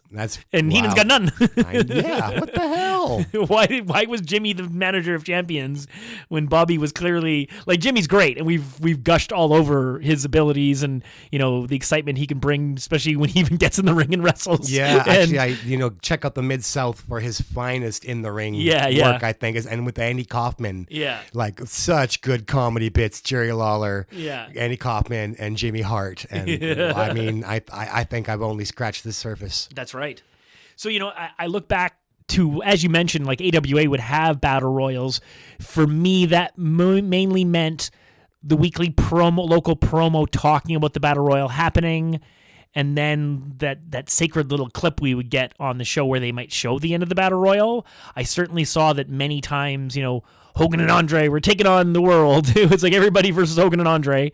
And the AWA was kind of famous for, I think it was December. I could be wrong on that. It's not really important, but they kind of had a time of year where they would run a series of battle royals. They'd literally take their show on the road and basically take a battle royal to every major AWA town. Right. And that's when they would always do that at the time of year when they had Andre, because Andre wasn't there 12 months here. Andre was there here and there. As a little kid, Andre was always there in my mind, but in reality, he was actually only in the AWA for small spurts here and there. Right. But they would base him being there around, having battle royals and stuff like that. Right. And it felt like the Super Bowl because we liked wrestling, but when the battle royal happened, it was on another level. Yeah, it just was very sort of anything can happen, and can you keep up? Can your eyes keep up with everything you're seeing on the screen, and and all the things that are happening, and they became sort of maybe passé, I guess, but I don't think today they're really able to create a lot of magic out of a plain Jane battle royal. But back in the day, early 80s, it was like they were super great. Yeah, I can certainly remember seeing a tag team battle royal, and King Kong Bundy was there as Boom Boom Bundy. That's right. You said that, yeah. Yeah, I think we covered this on the show. Tiny bit, yeah. And he teamed with Jerry Blackwell. Yeah. And I think they were quite near the end. I forget the finish, but the Road Warriors were there. Yeah, I've never watched the video, but I came across it, and I always mean to watch it. But it's like, yeah, there's a lot of very big name tag teams, whether it be really established tag teams or just two really awesome wrestlers put together as a tag team. Like it was an impressive list, and this was like a Winnipeg card too, like one of these Winnipeg AWA cards. So I remember being there. I guess I was like 12 or 13, and I was like, "Come on, Boom Boom!" cheering for Boom Boom Bundy. That's right. So then when I get into the WWF, Battle Royals were like the WrestleMania II Battle Royal, the WrestleMania IV Battle Royal. The early Coliseum tapes had a handful of Battle Royals on them. So those are the Battle Royals that I got to see, like, basically beginning to end. They often, especially the Coliseum ones, would be edited a bit, but you would at least get a flavor for it. And, one of the classic hijinks they would pull is a Jimmy Hart, a Bobby Heenan, or somebody like that would be in the Battle Royal, but right off the bat, they'd sneak out and they'd hide under the ring. Right. For like a good chunk of the match. Okay. That way they'd be around at the end. Yeah. So Battle Royals have always been a special event. Yeah. And so this is the first one on Saturday Night Event and the first one for our show. So we'll be pretty clear here. There's a lot going on. There's no way we'd be here for like 4.5 hours if I tried to like make every mention of every little punch and kick and who's tussling with who. So just try to keep track of kind of the main things that are going on, the main storylines they're trying to get across, because there's some feuds that are happening within this ring, including the big feud. But there's also, it's interesting the way, like, when they switch camera angles, how quickly things change. Like, one moment, two guys are punching each other, and the next moment, they're teaming up on somebody else. Or, or someone's like, you see someone wrestling with somebody, and 5 seconds later, they're wrestling with someone completely different. And so you don't know how much it's been edited. I think it's more just the fact that they switch from one camera to the next, and it just takes that long to sort of turn around and engage with somebody else. Right. So having said all that, the first half of any given battle royal, nobody can do anything aerial, right? No, not much. You can't be doing hip tosses. You can't even really do drop kicks. Yeah, wrestlers always talk about a battle royal as being the most dangerous, and not because of anything other than the fact that you can't account for where everybody else is like you can in a normal match. And someone could fall on the back of your leg and break your ankle or twist your knee or something like that by accident. Right. So that's what they mean. They don't, when they say like, they make it sound like, oh, it's the biggest ass kicking worst thing to be in. But the reality is it's more like it's dangerous in an accidental kind of way. Absolutely. Yeah. Injuries, twist a knee or an ankle. Everybody who's tried a little bit of sports or can understand. At some point. Yeah. It's not somebody necessarily who slams into you, and is trying to hurt you. That hurts you. So here we go. We got a screen overlay that has all the names of all the wrestlers, and apparently no particular order other than that. I think it ends up being the order that they come to the ring in. So we see that there's about let's go over the names first. So I did the math. There's 10 good guys and 10 bad guys. Which I didn't think was the case, and I'll touch on that in a second. But at any rate, here we go. Hillbilly Jim, Cowboy Ron Bass, Sika, the Wild Samoan. The Islanders, that's Haku and Tama. Leapin' Lanny Poffo. Hercules. The Natural Butch Reed. Paul, Mr. Wonderful Orndorff. We love him. Billy Jack Haynes. Coco Beware. Nikolai Volkov. Black Jack Mulligan, the bunkhouse master. He's here to throw everybody out. Come to work as you are, Day. That's right. Demolition, which is Axe and Smash, of course. And this is one of my earliest memories of them. I saw their debut on TV. I saw the Rex Demolition, and in my mind, this was still the Rex. This was still Moondog Rex Demolition here, but it's definitely not. It's definitely Smash. It's definitely Barry. So our memories betray us. Honky Tonk Man, the Killer Bees, and they were in the WrestleMania II Battle Royal, so they seemed appropriate to be, in this match. Well, Brunzell would have been in those beauty AWA ones too. Yeah. He was top. Yeah, it'd be like at the end, it would be like High Flyers and Andre on one side of the ring, and 10 villains on the other side. Right. So Brunzell was really prominent. Heenan, Andre, Hogan, Jim Brunzell, all these guys tonight. Yeah, we're in the AWA. That's right. Exactly. Anymore? Jesse. Right. Yeah. On the mic. Right. Yeah. Yeah. But in Winnipeg, he was in the ring. Right. Yes, he would have been. He had those great matches with the High Flyers, Adrian Adonis and Jesse Ventura. So, of course, I mentioned the Bees, Andre the Giant, and, of course, our champion, Hulk Hogan, 20 men in total. And we see there's about 7 men in the ring. Now, before we move ahead here, I'm a little disappointed that we didn't put Harley Race in this battle royal, and that we didn't switch up that Jake match. I think Jake should have wrestled Kamala, and I think Bundy should have been in this battle royal. It would have been one of the only times in this era where you actually put the Heenan family together and actually had them do something. And and Bundy could have represented like this roadblock for Hogan to get Andre. And as much as Heenan saying, "Hey, you're going to hide behind all those wrestlers," the reality is he's using the Heenan family to beat up Hogan, to sort of soften him up for Andre. So I would have loved to have seen something around that. And that means you also could have replaced somebody else and put Junkyard Dog in here. Dog and Race could have been in there as part of their feud. Hogan could have had his buddy, his JYD. Right. So anyways, but I won't complain about the star power, because that's the thing that this Battle Royal has over most of the other ones we're talking about, is like really good star power. Like you starting with Hogan and Andre, you're already tippy top, and then there's some obviously some big names in here. So the next person we're going to see coming out the ring is Orndorff. All these people have no music, so they're coming out one at a time. Billy Jack Kane's Hercules with his chain, but now we got to go backstage because Gene is with the Giant and Bobby Heenan, and he's talking about how Andre has won more battle royals than any other man, and that's what I remember as a kid was Andre. Yep. If he was in a battle royal, he won it. It's so easy to tell the truth. Yeah, that's right. And they're really pushing the narrative, McMahon of the and Jesse, the 15 years undefeated, and how for 3 years, you've been ducking this man and all this stuff. That's Heenan's line, of course. Heenan says, as I mentioned, Hogan will try to hide behind all those other wrestlers, and that's when Gene asks, "What about it, Andre?" And of course, I don't know why Andre's not allowed to talk in this era at all. He just says, "Hogan, I want you." And he points like he's Uncle Sam or something. And that's as much as you're going to get out of him. And then Mean Gene throws it back to Jesse and Vince. And Jesse's got a great line. He's like, "How come that little creep never throws it to me?" Yeah, so good. I love it. So now we're, there's more wrestlers in the ring. Coco's in the ring. Demolition are entering. We see Jimmy Hart coming out with Honky Tonk. The Bees jog out. And then, of course, we get that red sparkly jacket of Bobby Heenan. He's coming to the ring with Andre the Giant. And this is sort of the debut, I would say, of that singlet look for Andre himself. Now, he wore it as part of the Machines.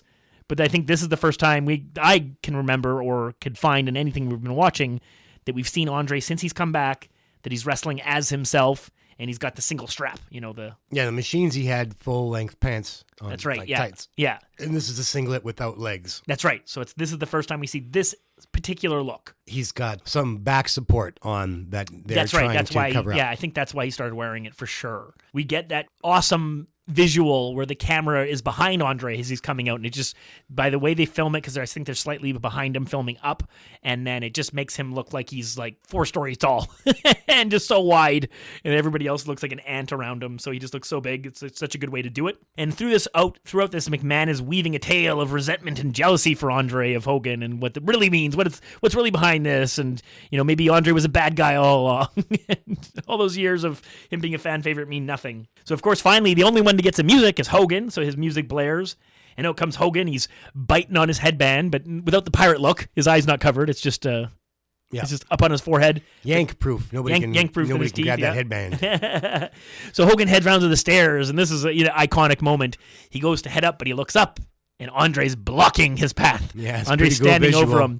And it's neat, when Andre got in the ring, essentially all of the other wrestlers shifted to the other half of the ring. So it's like, and then, so finally Andre is having this stare down with Hogan, and he finally steps back and waves Hogan in, and he lets Hogan get in the ring, and then he steps into the middle of the ring. So now everybody, including Andre, is on one half of the ring, and Hogan's like, lone man, all alone. Obviously very orchestrated. I'm sure they told everybody to do that. It's pretty funny. And I got to see our good ref, John Bonello. He was like right at the post there waiting for Hogan to get in the ring. That's right. I wonder if this is his first Saturday night's main event, or did we mention him?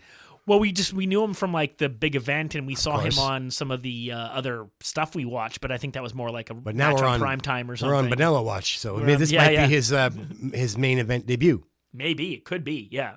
Now that we're fans of John Bonello. For sure. So Hogan rips off his shirt, and the bell rings.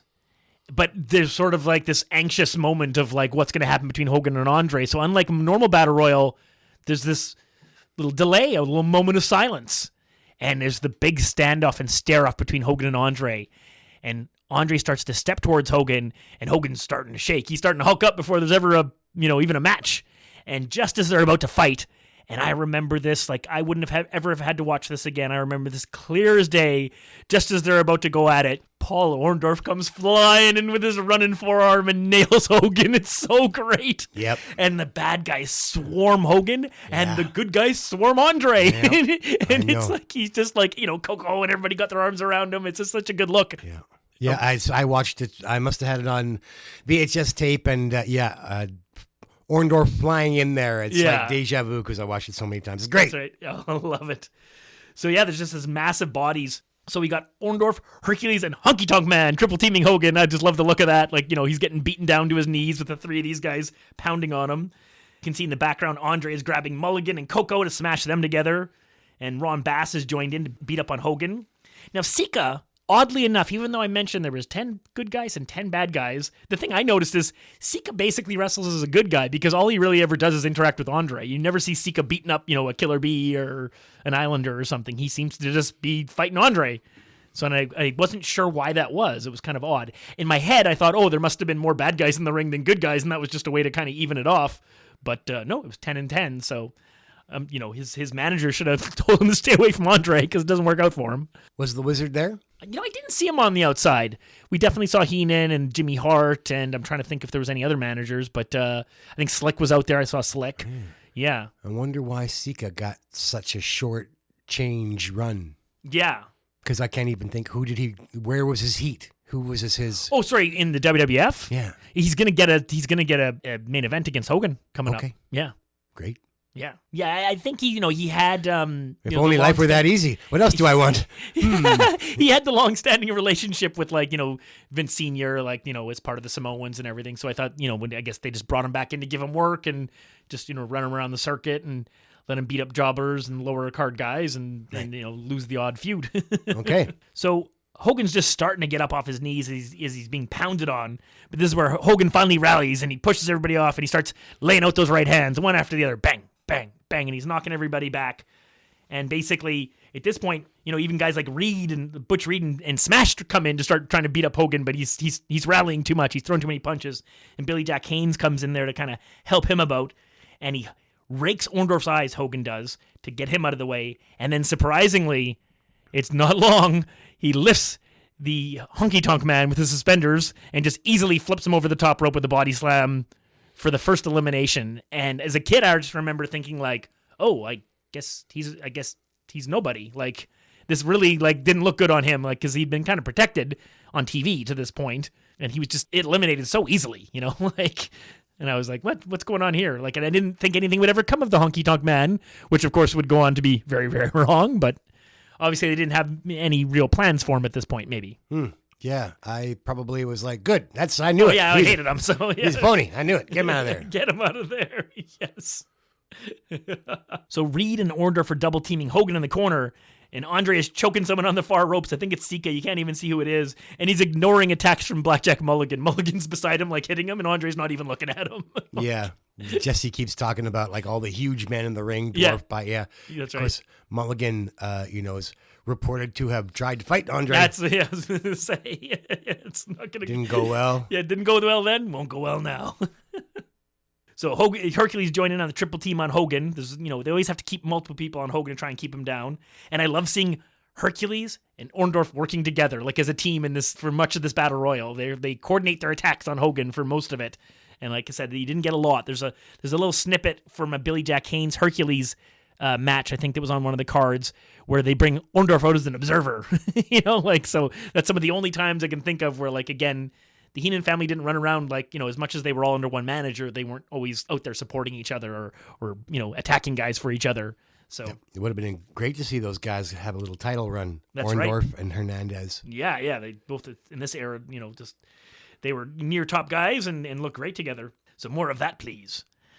So Tama of the Islanders attacks Orndorff and Hogan starts battering Hercules. So every time an extra good guy can get in there to distract somebody, then Hogan can start, throwing punches and doing good. And we see Andre throwing Sika by the hair over the top rope. The camera switches to them and there's not much about it. All of a sudden, I don't even know how to describe it. This is Andre's go-to move in this battle royal, is just grab you by the hair and then just lead you to the ropes and let you jump over it. Pretty much. I think it's the back thing. He can't really lift people, so he's right. They're trying to avoid that. So and he looks so big that it looks believable that he could just grab you by the head and throw you. It's funny. Haku can be seen standing behind Orndorff as Hogan is blasting him with right hands, and he's got this look on his face like he doesn't know what to do. Like he doesn't know he's supposed to go to. It's like, Haku hit somebody. Right. Yeah, that's more than once where there's somebody's got their fist clenched and they're like, no, that's a face, that's a face, that's a face. I think I need a heel. Someone, That's some heels around here to punch. That's right. So the camera flips around and we see Ron Bass and Blackjack Mulligan are trading blows. And of course, we expect them to be going at each other. And Jim Brunzell's trying to lift Butch Reed over the ropes. So Andre's mugging Hillbilly Jim in the corner. He just looks like he's killing him. And as the camera pans and spins around, we can see Andre with it. Like, it's weird because he, like I said, he's just beating up Hillbilly Jim. And then as soon as they go to one camera angle and then back to a different camera angle. And now it's Andre's got a double nerve hold on Tama. And Tama looks so small compared to Andre. Like with his hands around his neck, it's like an elephant stepping on him or something like that. And so it's really funny. In comes Haku to the rescue. So there's the Colossal Collection, at odds. And Haku's trying to attack him. So Hillbilly Jim and Mulligan move in as well. And Andre could be in trouble. Like, you basically got Mulligan, Hillbilly Jim, the Islanders, like this, whatever other guy said. There's like 5 guys there. But then the Islanders just walk away. And it was like, no, you could have thrown him out. Like, you got to get out the big guy. How are you going to get him out otherwise? So once they leave, that allows Andre to overpower Jim and Mulligan for a double noggin knocker. And we see that Hercules is close to elimination by Hogan, but Volkov comes in and saves him. And it's not long before Haku gets that Sika treatment. We come back to Andre giving Haku the one-handed toss over the ropes. Poor Haku. I love him. Yes, indeed. Well, they'll patch up their differences. That's right, yeah. There's time for them to work all that out later. So we got Volkov and Billy Jack Haynes are squaring off when Andre comes across the ring and he runs into, poor laureate, what is it, the poet laureate? Yes. Lanny Poffo. Indeed. Many wrestlers are afraid to see this man across the ring. Leaping Lanny Poffo. Well, the most notable about this, exchange is the fact that Poffo blades. Oh my God. Andre gives him a headbutt, but then holds him in place. Yeah. He gives him another headbutt, and you can see it. Like, I don't know if it was a hard way or if Lanny expertly bladed himself somewhere in there, but yeah, he's already like blood from, forehead to nose, and before he's even thrown over the rope. Right, yeah. So that's got to be scary with all those bodies around to bump you and you were trying to blade. I'm wondering if it was a hard way. Maybe Andre accidentally headbutted him too hard. Could be. We see a lot of I blood. Can't see them planning to do a blood job like this. They were really, on Saturday Night Event. On the other hand, they had the stretcher. Yes. So they were really, They wanted to sell this. They wanted to sell this Andre headbutt as being like, a car wreck. So that makes the intentional blading seem likely because they had a stretcher when Lanny gets eliminated, which of course, that's what happens after he takes these, whether we said it or not. Indeed, 2 big headbutts and he's on the apron bleeding profusely. And then, the stretcher guys take him out and he's just like clenching his fists. Yeah. Kind of he almost just looks so injured. Fetal position practically. Yeah.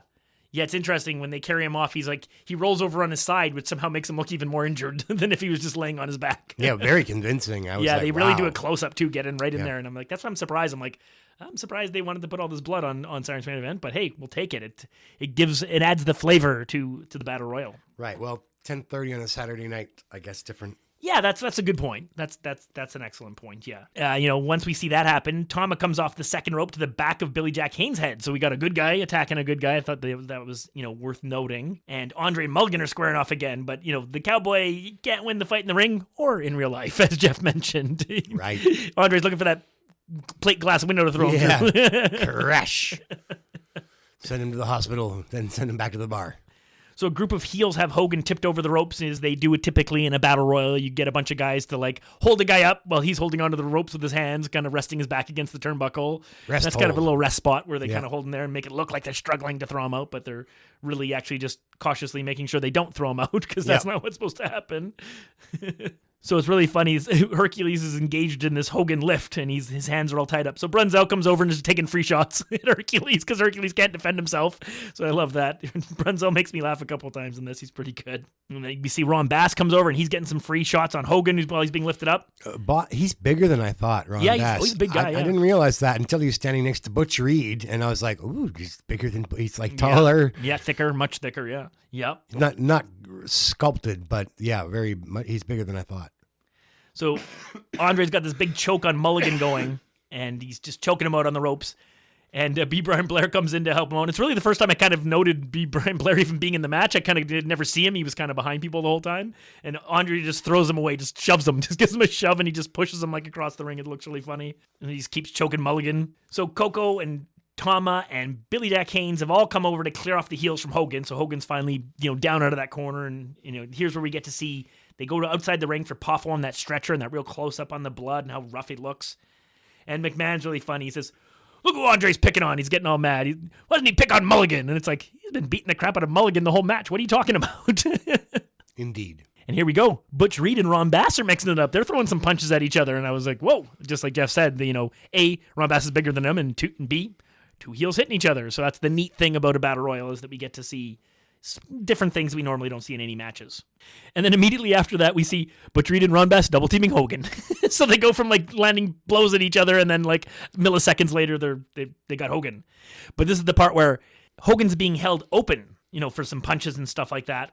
Butch Reed is holding Hogan's arm so that Ron Bass can land some blows, but Hogan gives him the butt bash to break the hold.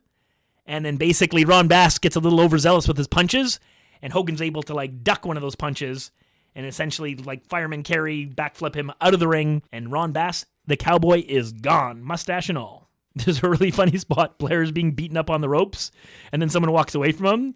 And without changing positions, because he's sort of just hanging his ropes his arms over the top rope to hold himself up, he just looks to his left, and like Tama's being lifted up by some other wrestler to be thrown out. So Blair starts putting his hand on his leg to help him like lift him out, but without actually like turning his hips or his shoulders. Like it's this. He's like, "Here, I'll lift one finger."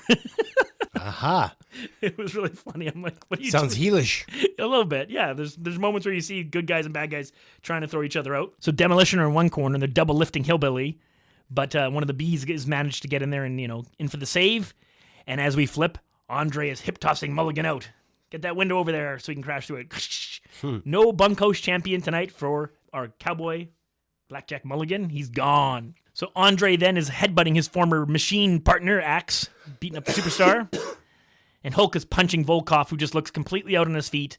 So Hogan easily fireman carries the Russian over the ropes, and it's great. He does like a little cartwheel. He uses his cartwheel skills to get out of there. He puts his hand on the apron as he's going over and lands perfectly on his feet.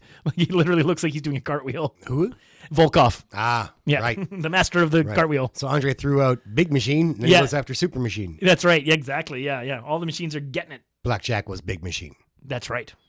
So Blair eats two massive headbutts from Andre and is tossed out just really easily out of the ring. Another one gone. And so Coco decides to try his luck with the Giant. It just looks so ridiculous. He runs up and it's like he's hugging his his hip. Yeah. He's like, "You weren't invited to this party. Go on, shoot. Here's the door." No wrestling hold. Just like, yeah, go. Orndorff and Herc are just expertly double teaming Hogan in the corner, doing all their great strikes and, just signature stuff. Hogan's looking really beat up, and he's lifted in the corner by Heenan's men. So Brunzell comes in from off camera, and this is the spot that just really popped me. So he comes in, and he grabs Hercules' hair, and he starts pulling Hercules off of Hogan. He's trying to peel him off of Hogan. And then these unbeknownst, like these hands who we don't know who they belong to, I think it might be Butch Reed, they come in and grab Brunzell's hair, and they start pulling him off. And the look on Brunzell's face, he does the greatest, it's super funny. I just love the camera work of it, and just the way it's all framed. It's hilarious. So Hogan kicks out of this whole situation in the corner, gets these guys off of him, out of the grasp of Bobby's goons who've been beating on him. And Andre's ramming the heads of Haynes and Hillbilly together. So Heenan's men, you can see that somehow they again have gotten the advantage on Hogan, and they whip him from diagonally across the ring to the other side. And this is it. The moment we've all been waiting for. This big collision between Hogan and Andre, which sends Andre staggering back into the corner. And Hogan, as beat up as he was, immediately wakes up. Someone gave him smelling salts. He's ready to, he's standing tall, ready to go. And so finally, after all this time, and you can see even some of the wrestlers stop fighting, and they're watching like they're fans. Like they're like, oh my God, these two guys are going to fight. So Andre goes and raises that big right hand to try and hit Hogan. And of course, it's blocked. And then Hogan starts landing right, one after the other. And then Coco Beware jumps on Andre for some reason. So Hogan keeps punching him, and Andre shoves Coco out of the way. And there's about one more punch, and then a swarm of heels and a swarm of good guys get in to break up the action. So you have Orndorff and whoever else beating up Hogan. Andre's being distracted by his guys. But Hogan gets the advantage, and the part I didn't like, Mr. Wonderful gets lifted into the body slam position and tossed over the top rope by Hogan for, I guess to give Hogan like this really signature important elimination. I was kind of always like, too soon. He should have been Orndorff final should have been five. Orndorff should have been at the end. Like, you could argue Orndorff should have won this thing. Like, there's all these different things you could say, but yeah, it was too bad. But I guess it was a way of giving Hogan something, make him look good. So just as Hogan vanquishes, one of his greatest ever foes, the Giant comes from behind and signature stuff right in the middle of the ring, grabs Hogan from behind, rams that giant head into the back of Hogan's head, and he just sells it like he's been destroyed. And it's a hand on the trunks and hand on the back of the neck. And he just basically guides Hogan and tosses him over the ring. As someone says, like, so much garbage. Unforgettable. Yep. I certainly can picture it every move. Yeah, so Hogan's out. Andre takes a moment to look at it and then kind of just does this gesture where he just kind of shrugs with his two hands like, I'm done with you. Yeah, enough of you. Really awesome. Yeah. And what a great way to set up like WrestleMania 3 is their encounter is, despite the fact that there was other people involved, didn't look good for Hogan, No, because really, even McMahon's like, I have to agree with you very easily. Dispatch to the champion. It really opens the door to the idea that like Andre can beat Hogan. Yeah, because he just absolutely manhandled him. Well, Flair wins a belt in a battle royal, the Royal Rumble, of but course, it still is a battle royal. Yeah. Just makes you think if Andre can do that, he could be the champion. All he needs is a Royal Rumble championship match. And then he can win it without needing two Hebners. That's right. So they go to commercial and Hogan's being escorted to the back by a bunch of referees because he's insisting that he's going to get back in the ring and fight again. And Andre's, in the ring looking at him, talking to him, going, come on! And it's great because, again, Coco, I don't know what he's thinking. He comes up behind Andre and he's kind of hugging his, his hip. And it's like Andre doesn't really move much, but he just kind of one elbow, quick little short back elbow, and and Coco just goes flying. And then what I didn't expect to happen in this match, because you kind of think at this point, well, we know who's going to win now. So Andre turns back to the middle of the ring, and Jim Brunzell comes flying out of nowhere and tackles him and jumps on Andre and essentially knocks Andre over, which I don't think was supposed to happen. I think Andre lost his balance. But Andre manages from that position as Brunzell hits him to spill Brunzell over the top rope and eliminate our AWA favorite. But now Andre's down on the mat. He's down in the ropes, kind of almost all the way down to the mat, and he's vulnerable. So Hillbilly Jim and a bunch of wrestlers come in, including Hercules, and it takes a little while, but they very carefully twist and rotate Andre over the top rope so he can get down on the apron on the outside and lower himself down and land on his feet, and they eliminate him. And I was just shocked because remember when I said how they let Sheik win that the Legends Battle Royal because he couldn't take the bump on the to eliminate him, so it's we gotta let him win. I kind of thought that with Andre to not risk his back, why not make him just win this thing? I suppose, yeah. But it was neat that he did because then it kind of all of a sudden then it was well, now what's gonna happen? Because now that the two favorites are out, now we don't know what's gonna go on. And it's really great when Hogan's getting eliminated. McMahon has this sort of totally epic, no, it's seeing his house burn down or something. Stock price falling. Yeah, and I don't understand why Hercules wasn't helping him. It's just really strange that he kind of, at one point he sort of just doesn't. He's kind of neutral, but at the beginning he's actually seems like he's trying to push Andre out, and it's shouldn't you be pulling guys off? Thought you guys were a team. Come on. So once we get past this, things really pick up from here. So we very quickly see Hercules firing Tom over the top rope. He really just throws him and he goes flying over the top rope. And at that same moment, Hillbilly Jim dumps Axe over the top. And we're picking up the pace here. We're going quick. So Hillbilly Jim is measuring Smash. He gives him a few punches, but he overextends on one of those punches. And it's ducked. And Smash is able to back body drop Hillbilly Jim out of the ring, eliminating our country boy. So now we got Coco and Reed. They're kind of heating up their WrestleMania 3 feud. And Billy Jack Haynes is watching on as Hercules and Smash are, jawing with Hillbilly Jim from the outside. I don't know, they're yapping at him and stuff like that. So Reed looks like he's setting up Coco for the elimination, but instead he just whips him to the ropes. And there's a duck, and Coco has managed to turn around and drop kick Butch Reed in the back and send him over the top rope to eliminate him. Crazy. Add some fuel to their feud for WrestleMania 3. So we're down to a final four. And Heenan's leaning in, talking to Hercules, telling him, don't trust anyone, is what he's telling him. So the two bad guys we got are Hercules and Smash, and our two good guys are Billy Jack Haynes and the unlikely Coco Beware, the small man making it right to the very end. So Smash charges at Haynes to eat a boot, and Hercules and Coco lock up, but the Greek god just quickly beats him down. He's just totally punishing him, just killing him with the kicks and knees. But Haynes comes over very quickly to Coco's rescue, and because he's just being destroyed. And the crowd is hot for this. When Billy Jack Haynes starts punching like Hercules, you notice like the crowd really fire up. They really want Billy Jack Haynes to beat up Hercules. Smash cuts Haynes off, allowing Hercules to almost dump Coco. But again, Haynes fights his way free and breaks that up, saves Coco again. But smashes into his eyes and rakes his eyes and distracts Billy Jack Haynes. And Coco's up, gets his punches going, gets a bit of that Coco Beware dancing going on and stuff like that. But very quickly, just the strength of Hernandez is too much. He lifts and dumps Coco over the top rope. So now it's 2 heels versus 1 good guy. It's a double whip and a clothesline to Portland's finest from Oregon, Billy Jack Haynes. And you see Smash kind of patting Hercules on the chest, kind of like encouraging him to get up and help him throw Billy Jack Haynes. So they're just beating on him for a little while, but 30 seconds, several blows, really beating the man down. And here we see Hercules, the ring general, apparently.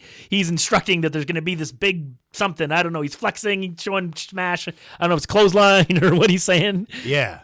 You do the drop over, Yeah, you know, that'll really fool him, you So, know. yeah. Drop under, and then he won't know what's going on. So Hercules does an Irish whip and then inexplicably does a drop down, which I don't know what that was supposed to do. Befuddle. And Smash is waiting for Billy Jack to supposedly do something to eliminate him. I'm not sure what that would be, but he's waiting for him. I dropped down, you see. Yeah. And then, you see. But Billy Jack Haynes manages to sort of counter this and just run through Smash with this like sort of clothesline that actually puts Smash all the way over the top and out and eliminates him. And Hercules is unaware of this, so he turns around stunned to see his biggest arch rival waiting for him. And again, the crowd's super excited now. We've got a WrestleMania III, finale here. So they start going at it, and Billy Jack Haynes has the advantage, but Hercules does rally. He's not totally going to chicken shit it. He starts getting in his blows. But Billy Jack certainly is has an advantage. He's got Hercules up against the ropes. He's giving him chops. He's giving him punches. And then our man, Bobby Heenan, he's got to do his work. He's got to get to work here. So he jumps up on the apron, and Billy Jack Haynes is like a dog seeing a squirrel. He's like, as soon as he sees Heenan, he not only does he go over to get him, but he like lunges over the top rope, diving at Heenan, taking his own feet off the ground. Right. So Hercules is able to come along and easily just give Billy Jack's feet a little flip, and out goes the jerk. Billy Jerk is out, and Hercules Hernandez is the winner. And I'm going to say it right here. This is the biggest win of Hercules' career in the WWF. Like, it's the biggest visible win he ever has. Yes, I will not contest that.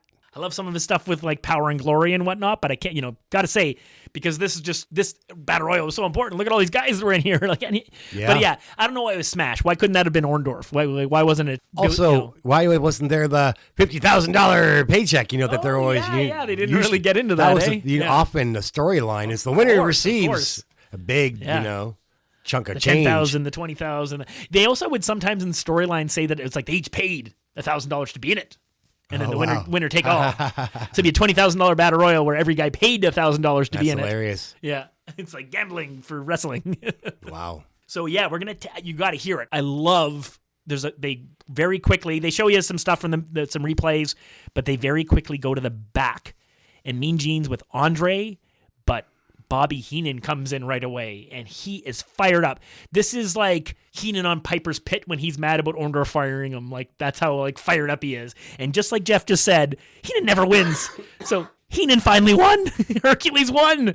So it's so great. He's got the winner. So we go to the back, and we're going to get this awesome audio. I'm going to stick it in here because he's just so excited, and it's just super awesome. I love it. I can't believe Bobby Heenan did what he wanted to do. He got that dumb Billy Jerk to look at him, and Hercules toppled him. Hercules Hernandez, There's your winner. the winner of the Battle Royal.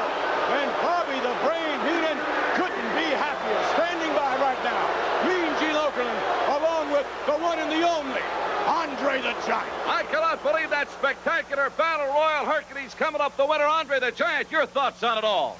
I have two things to say. It takes 8 wrestlers to get Andre the Giant out of the ring. It takes only 1 giant to get Hogan out of the ring. Now, wait a minute, Andre. I'm going to take exception. Bobby We Heenan. did it. We won the Battle Royal. We did it, Andre. I told you I was going to do it. I told you I was going to do it, and we did it. You know what amazed me out there? Like he says, 8 of the toughest wrestlers on earth to get him out of the ring. 1 giant One giant took Hulk Hogan through that 300 and some pound big pile of blonde garbage out of that ring to the cement floor. The whole match, from the start of the match till the time he was ejected, Hogan hid. And you hid well, dummy. You hid behind every tough man in the world. But he walked through them all. He waded through that mass of humanity, and when he put his hands on your busted up carcass, you went out of there, your ETA, with about 4 seconds.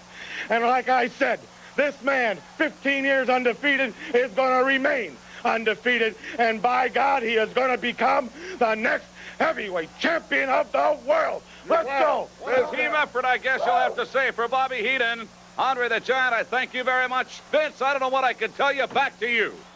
I just love how fired up Bobby Heenan is. He's all disheveled. His hair's all sweaty. He's just yelling up a storm. That's fantastic. Normally, Heenan has always been in the companies where he's just always got the short end of the deal. I always wondered, like, how come he doesn't have J.J. Dillon's success? Exactly. You know, in the AWA, he had Bockwinkel. Yeah. So and he had tag title runs and different yeah. people. And I mean, he did have a couple of belts here and there in the WWF, but they should have given him more. Absolutely. So it's a rare victory celebration. And Andre's well-spoken, That's right, yeah. Like, everything. He doesn't stumble and stammer like, a lot of wrestlers, can flub. Even Hogan will sometimes, put a word wrong. And Ultimate Warrior is complete gibberish, but he's not on the scene yet anyway. Anyway, it's fantastic. And what I like best, well, I'll save it because, but it's the last thing that he says that I like the best. And I also love how Andre's like, yeah, he's all about the team. That's right. Yeah, we won. Yeah, and he doesn't have a hint of caring that he was eliminated. And he apparently doesn't care that Hercules was kind of giving him a bit of a push to get him out of there too. Yeah, all the better to overlook that. Hercules better not hope that Andre doesn't watch the replay. Yeah, exactly. So my favorite part is that Heenan pledges that Andre will, by God, be the next champion of the world, and he's right. That's right. That's another promise he gets to keep. That's right. Andre will be the next. It happens slightly differently than he's imagining. Unimportant. Technicality. That's right. He makes the claim, and he said it was good. I said we were going to do it, and we did it. So Heenan says there, Andre the Giant, by God, will be the next heavyweight champion of the world, and it's true. Won't be a very long run. No, no, shorter than he deserved, but it does set up a pretty cool story. So from that spot, that high point, we get into the graphic overlay for the Jake the Snake match, and I love I can't remember if we've even already talked about this, but it doesn't matter. I love the graphics. This is the whole graphic overlay of every wrestler's got their own little logo, and Jake's is cool, but Bundy's is cooler. Yeah, well, go ahead and describe it. Yeah, so the Jake the Snake, the J and the S are sort of an intertwined snake, let's say, that make up those two letters, and that's kind of what makes up, and the rest of it's just lettering. But Bundy's is like this sort of cartoon drawing of Bundy, but his outfit, his trunks, his double straps, they kind of become the King Kong of his name. King Kong Bundy is built into the outfit, and even the way his arms and his hands and his thumbs come down create like the notches of the letters. It's a very clever little logo.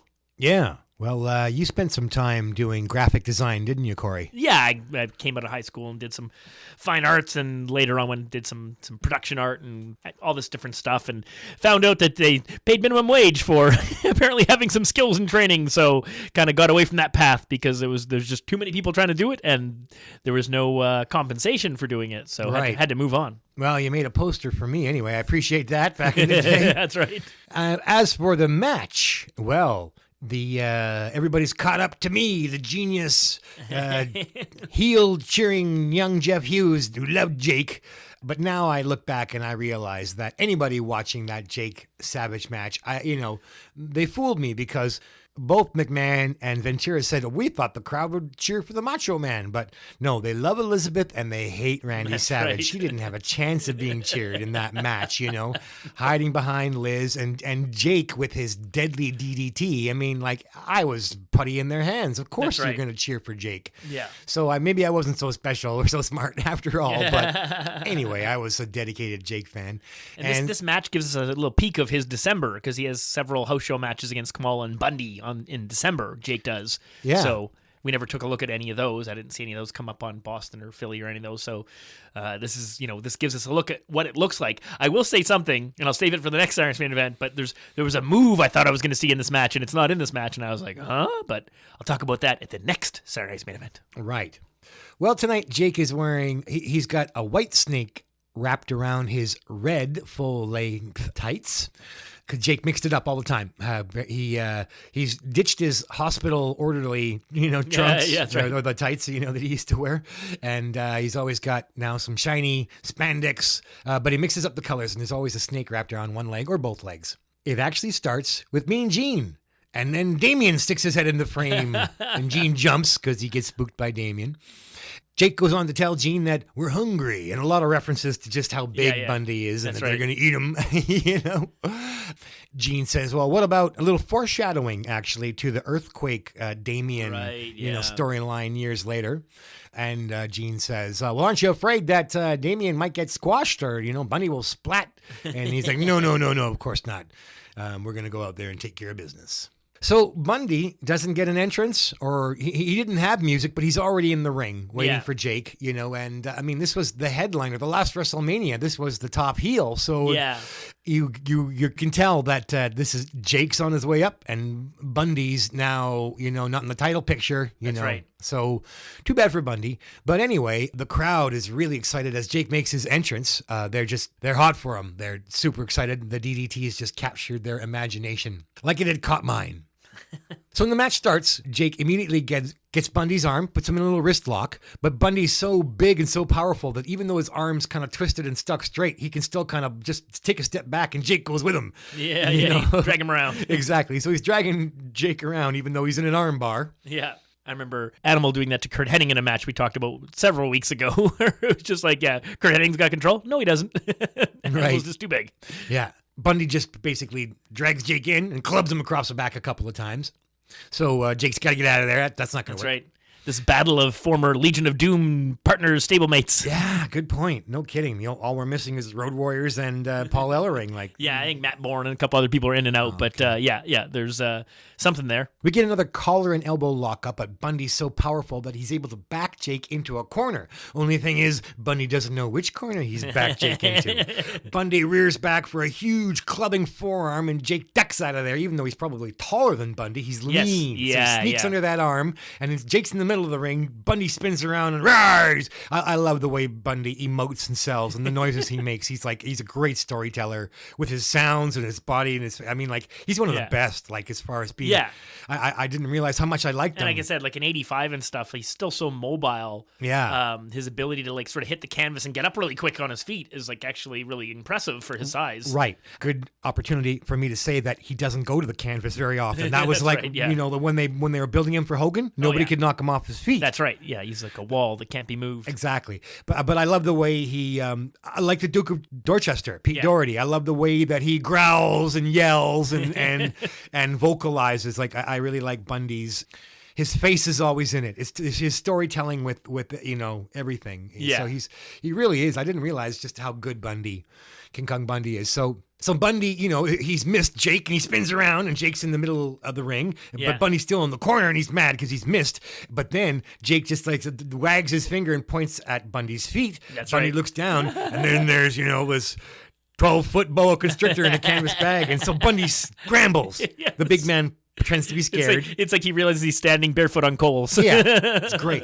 He sells it so great. So he scrambles and spins out of that corner, just playing it great. And guess who? John Bonello! Yeah, that's right, yeah. Our new favorite ref. And but what I don't like is that they name every other ref in the damn business. Hebner's name is no stranger. Danny Davis, Joey Morella. We know all these, names of referees. Why? What was their problem with John Bonello? Why wouldn't they, say his name? He's like this. Later on, they're going to get to a point where they refuse to say anybody's name. Their refs have been nameless for 20 years now or something like that, or 15 years. Well, it stinks because we now realize this Bonello guy's great. He's as good as any of them. Yeah, he's very talented. He knows how to be in all the right spots so that it looks like he can't see what he's not supposed to see, and he knows how to get in there and grab Hogan's hair. And I mean, like, we sought this guy out because we liked him at the big event. He was so good, telling Orndorff he was going to kick. Oh shit! And Orndorff's like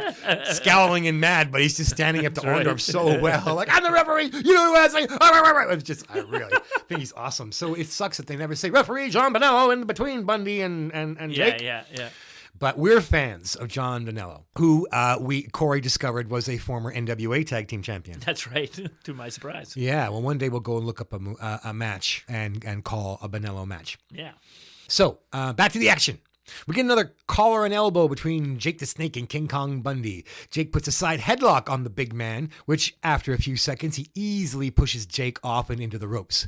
So Jake slingshots back towards Bundy, but he sees his big clenched fist on his ham hock coming at him. So Jake grabs the rope and he doesn't get clobbered. Yeah. Clobbered. Nice. Double clobbered. And he's, it's the whole outsmarting him too quick. And so Bundy's like, rawr! He's so mad that he can't get his hands on Jake. And he's skillfully. He wants to snap that little twig. That's right. He's skillfully avoiding him. So I love Bundy's tantrum. And he's angry at John Bonello. He's like, he's complaining to John Bonello that he can't get his hand. So John goes to Jake. Hey, no, you gotta fight the man. Come on, stand up and fight. From Punch Out. So Jake gets a little chat. Another collar and elbow. Bundy puts an armbar on Jake. He's got Jake controlled, so Jake starts kicking him. He's just on one leg up. He just starts boot, and these really swift kind of like karate short kicks into his hip and his side that until Bundy just lets go. Yeah, he's kind of roaring the whole time. Yeah, exactly. Like the hippo with the fly buzzing around his head. He can't do anything. So he finally lets go of that armbar. And then here's a bit of a silly part, and we'll give you a little bit of Jesse the Body's opinion, because Jake's going to go for a test of strength with King Kong Bundy. That's right. Stupid. So, hey, he's a good guy. He's got at some point he'll win. That's right. So anyway, insert Jesse's thoughts. Jake now over in the corner next to Damien. I think he's trying to sort of maneuver King Kong Bundy into that corner. Well, this is a dumb move on the part of the Snake. He's trying to match up strength on Bundy. Again, remember the leverage. Look at this. Well, look at that. Look at this. There ain't no leverage. That's sheer power, McMahon. Bundy displaying enormous power. Count of two. You'll never pin him that way. Oh, yes. He could very well pin him that way. They go for a knuckle lock, and Jake, I don't know why he wants to do this, but by the time they get into it, Bundy overpowers him easily and presses his shoulders to the mat. Yeah, that's and right. Actually, he gets a 1 count and then a 2 count, and the match could end here because Jake is on his back. He's got the knuckle lock. He's lost the test of strength. That's for sure. It would have looked a bit more convincing if Bundy would have went down to one knee or something, because the way he's awkwardly bending over to put, it doesn't look like he's actually got much of his force on Jake. Like Jake's holding himself down. Yeah. Anyway, Jake uses the same tactic as the armbar to escape. He just starts kicking Bundy like thwap, thwap, thwap, thwap, thwap. And Bundy, of course, sounds great until he lets go of knuckle lock. Jake gets back, and he's got the psychological edge. That's right. In the match because he's overpowered. So another collar and elbow. Bundy clubs Jake across the back and rams his head into the turnbuckle. He clubs him on the his chest with his forearm a couple of times, and then he puts a front face lock on Jake, which in Bundy's hands is a submission. That's right. It's so tight, squeezing him so hard that Jake goes limp. Yeah. Jake, he's so long and lanky. He looks like a big spaghetti noodle. He's getting choked out. So we get the arm up once. And the arm up twice by John Bonello. The arm up a third time. And just as it's almost down, like the 3/4 point, he's shaking his fist. He doesn't spring it back up. He just starts to shake the fist right down, like where's the 3/4. And he's not done. Jake is going to come back from this deadly front face lock. Jake gets back up, but struggles to his feet. But Bundy clubs him and then Irish whips Jake. It looks like Jake's going to take a back body drop, but no, it's a beautiful knee lift. Oh, man, Jake just did the best knee lifts. Yep. They were awesome. So Bundy sells that really well. And then we get Jake Jabs, trademark.com. He's just really quick shots. Bam, bam, bam, bam. 5 shots. Hits the ropes. Comes in with a big right hand, and Bundy hits the mat. That's right. Drops Bundy with a punch. Yeah. Wow, Bundy's selling for Jake. And Jake's fired up, covered in sweat. He points to Damien. He just doesn't want to win.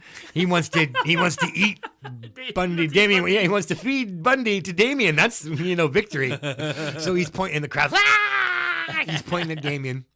He goes for Damien, but Bundy kind of looks up and whoa! He grabs Jake's ankle and pulls him back away from Damien because he's scared of the snake. Of Damien. So he grabs Jake's ankle and pulls him back into the center of the ring so that the match can continue instead of Damien being released. The Snake versus King Kong, the giant ape. That's right. He's gonna get up on the top rope and start swatting down planes. Heenan decides to get involved here. Of course. Yeah. He steals Damien, and unlike Savage, Savage puts Damien under the ring, because he hasn't got much time, and Elizabeth's not strong enough to take. But Heenan he's got the muscle. He takes Damien to the locker room and runs away, and we get an ad break. Yeah, and Jake chases him to the back. Of course, yeah. So when they come back from commercial, I'm like, and why wasn't he counted out? Yeah. Well, what we're witnessing is because there's a TV ad here. This is probably, I think, history's longest successful sucker chase because he goes and he gets Damien back from Heenan. He puts Damien back where he goes and he rolls into the ring. And as he's rolling into the ring, guess what happened? Bundy clobbers him. It's the sucker chase. How come you baby faces are so stupid? You fall for the sucker chase no matter. Every variation of the sucker chase works. This on one was good like guys. a reservation. He booked it in advance. That's right. TV commercial and all. And it comes back and Bundy gets the advantage because Jake rolls into the ring without realizing the bad guy's waiting for him to sabotage him. Bundy gets him and he punches him and he boots him and he puts his foot on his throat and he's choking Jake and he's squashing him and he's suffocating him. But he stands him up. Bundy whips Jake into the ropes and then a massive clothesline. Jake just looks like he can't last much longer now that Bundy's actually starting to get the moves on him, starting to flatten him.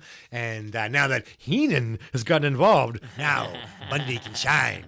Bundy's taunting the crowd. He's so good. Yeah. And just the way he can read an audience. He's got great pacing and a sense of flow.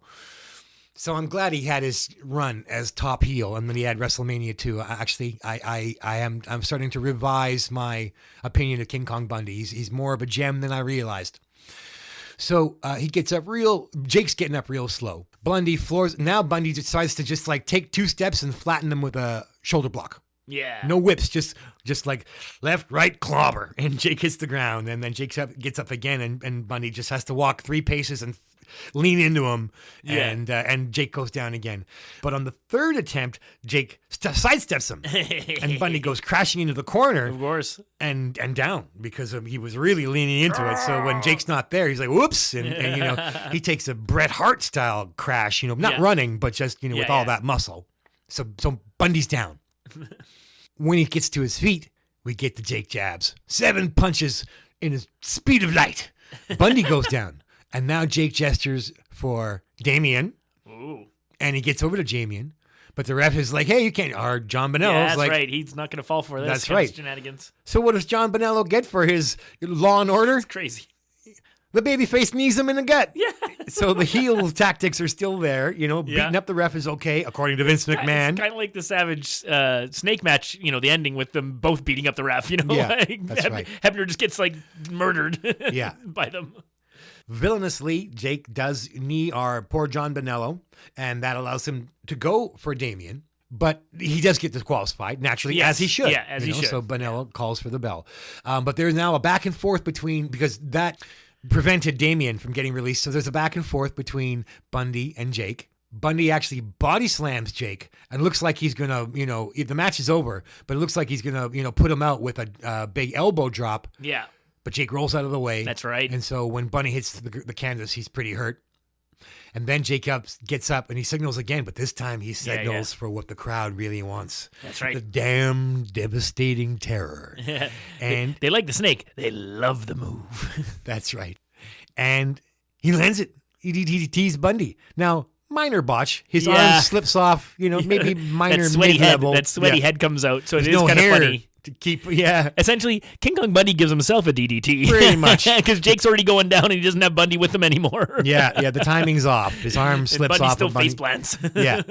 So we can forgive it because it's all just, it's live for these people. So you move on, right? It's like a video game glitch where the characters aren't actually close enough to strike, but the one does the move and the other one takes it even though they're like not close enough. Yeah. Anyway, the crowd loves it. Yeah. Most Most people in the audience, I'm sure, couldn't see what happened, the way it didn't work. Yeah.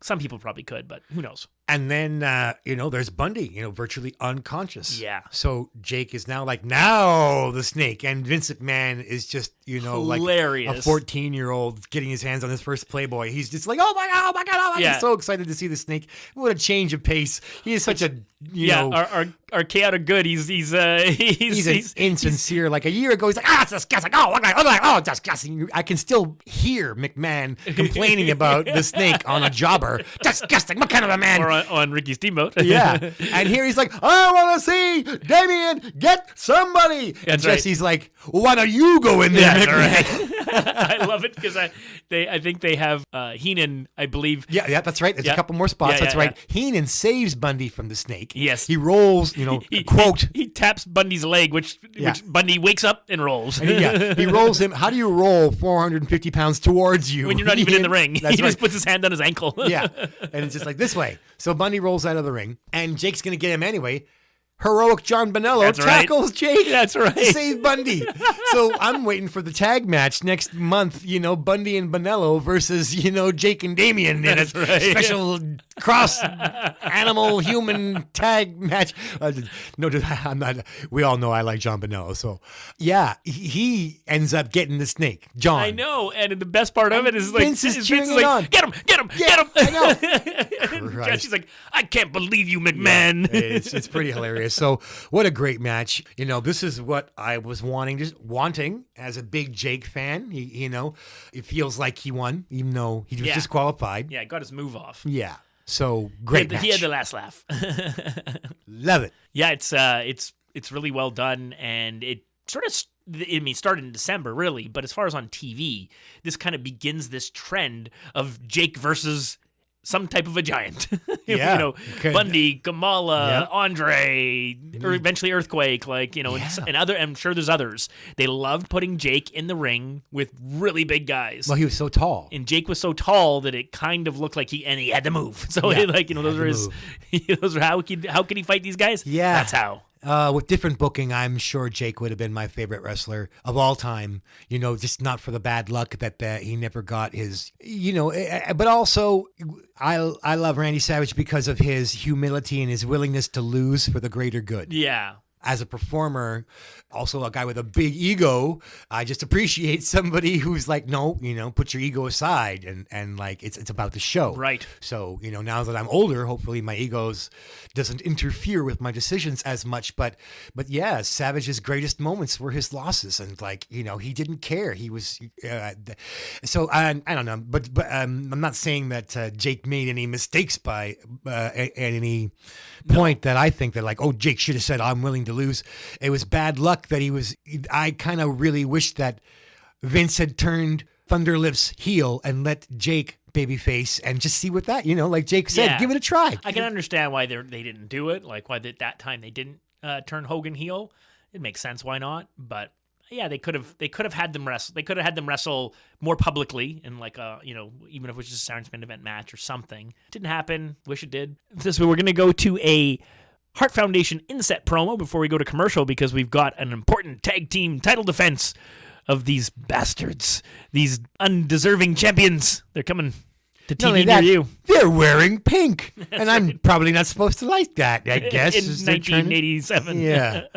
But then again, I'm glad they stuck with it because Bret Hart made pink and black really cool. Oh, of course, yeah. So it was actually kind of like... By 89, it was all the rage. Yeah, so it was awesome. What was once maybe like a not cool to be shaming feminine things, turned out that Bret was able to masculinize and make cool something that might have been he was able to even go like full pink, basically. Like he didn't just have like some pink highlights. He had like, majority of his outfits were pink. And he looked fucking awesome. Yeah, for sure. It's my first time. Is it your first time? It's my first time. Is it your first time? It's my first time. It's our first time. So we're back from a commercial break, and McMahon's letting us know, as he's talking about cheap victories, we see the highlights, painful highlights of the Bulldogs losing those titles to the Hart Foundation. And Jesse, again, is always protesting over any of these kind of comments. And we go to the back, and it's Mean Gene, and it's with the Hart Foundation. And it's pretty funny that the way they kind of lay it out. So Mean Gene's like, the consensus is that if it wasn't for Danny Davis, the now suspended for life referee, the Bulldogs would still be champions. But Jimmy Hart ensures to avoid bad refereeing and outside interference, they've instituted a new policy. An outside official observer. Da-da-da-da-da-da! Danny Davis! So he comes in for the big hug up. Yeah. Well, okay, just to make it clear, that Jimmy Hart's got a new plan, not That's the right. WWF. Yeah, Jimmy Hart. Yeah, exactly. Jimmy's It's like, plan, so Jimmy's saying, I know how to, exactly. And then Danny... Make sure there isn't any outside interference or Exactly. bad refereeing. Yeah. This wasn't Vince, Jack Tunney saying, No. I'm going to have Danny Davis at ringside to keep things law and order. Yeah. Sorry, that's just the way you were explaining it. Yeah. So, and then, he jumps in and, it's great. And you hate him. Yeah. Oh, boy.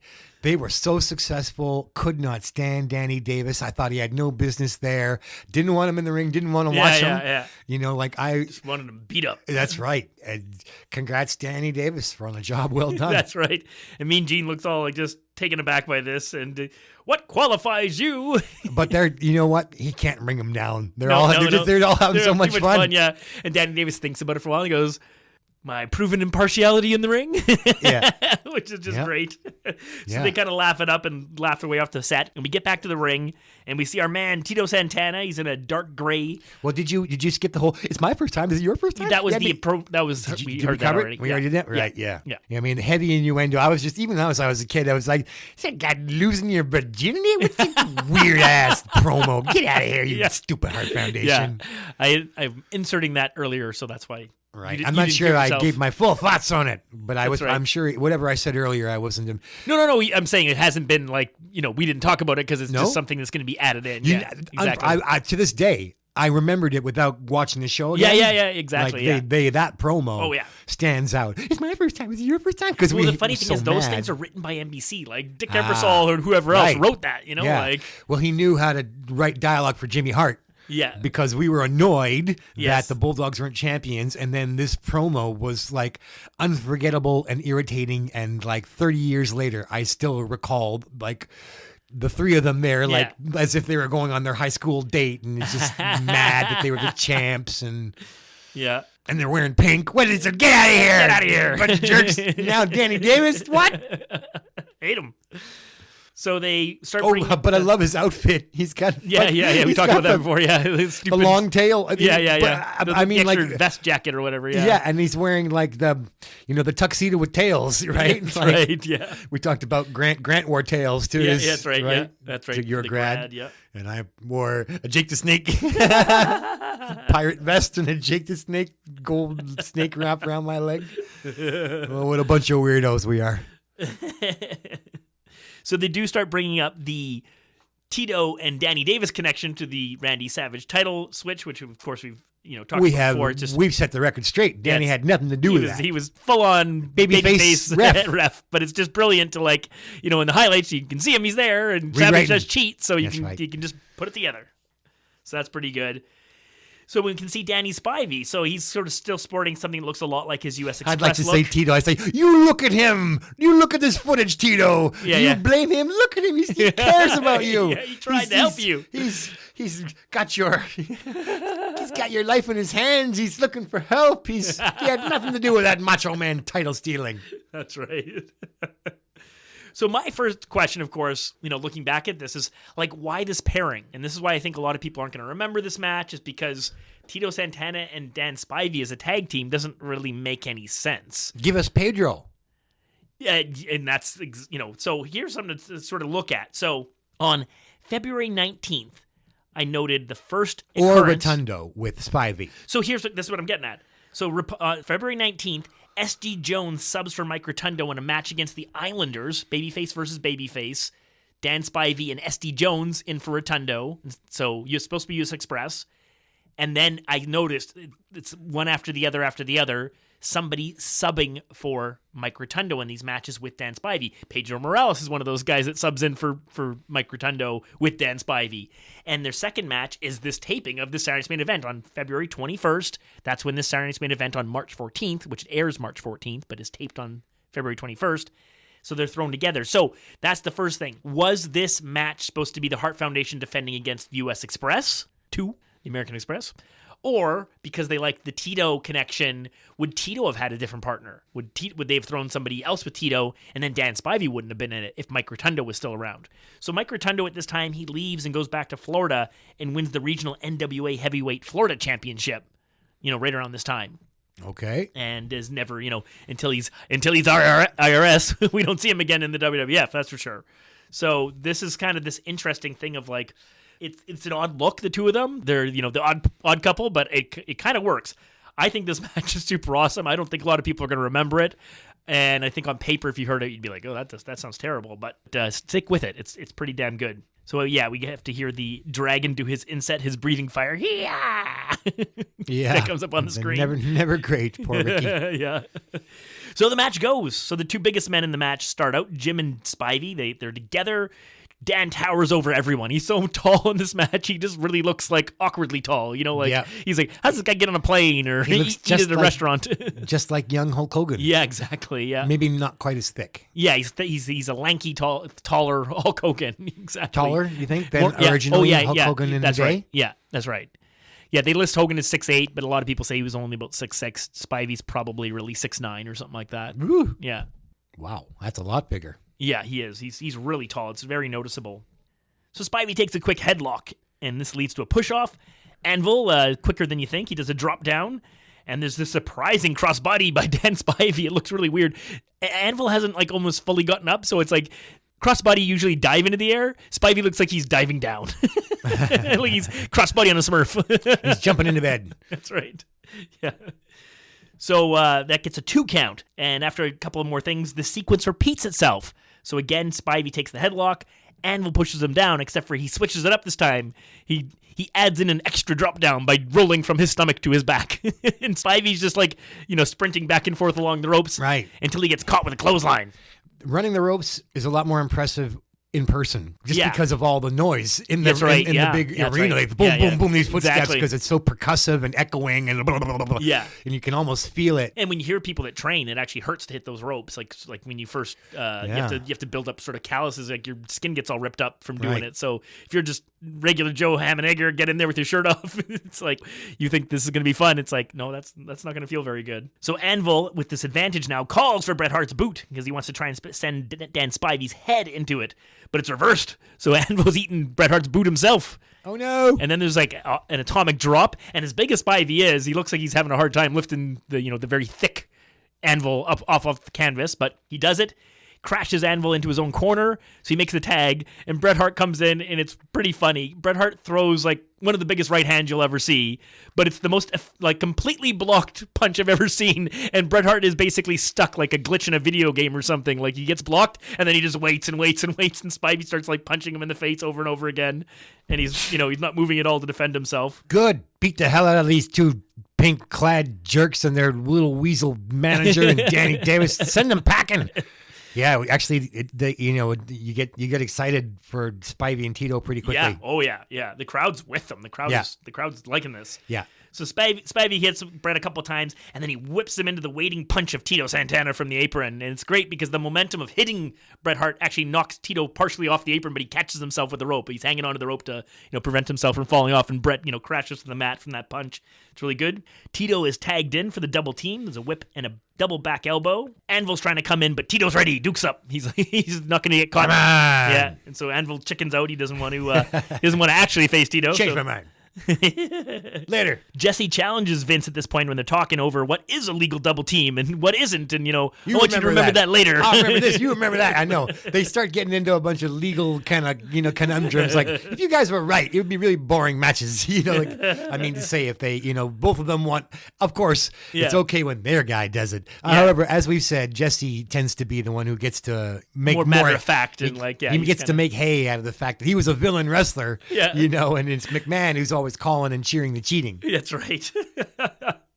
So Brett pushes Chico off of a headlock and executes a leapfrog, and he's quite pleased with himself on this, but Tito's waiting for him and scoops him up and slams him with authority. They bring Spivey back in and they do a whip, and then Spivey does a shoulder tackle off of that Tito whip on Bret Hart, so he bounces off and just, runs into Spivey. Looks like he just gets killed. Anvil breaks up the 2 count here, and that one little forearm shot is all it takes to knock this big man down and keep him, hurt. So Spivey's in trouble now, and the Hart Foundation's going to go to work. Jim had been holding his breath, That's right. and just really got him. You really got him. That yeah. 6'9", 280-pound guy. Brett does an elbow drop, and then there's a double team in the corner.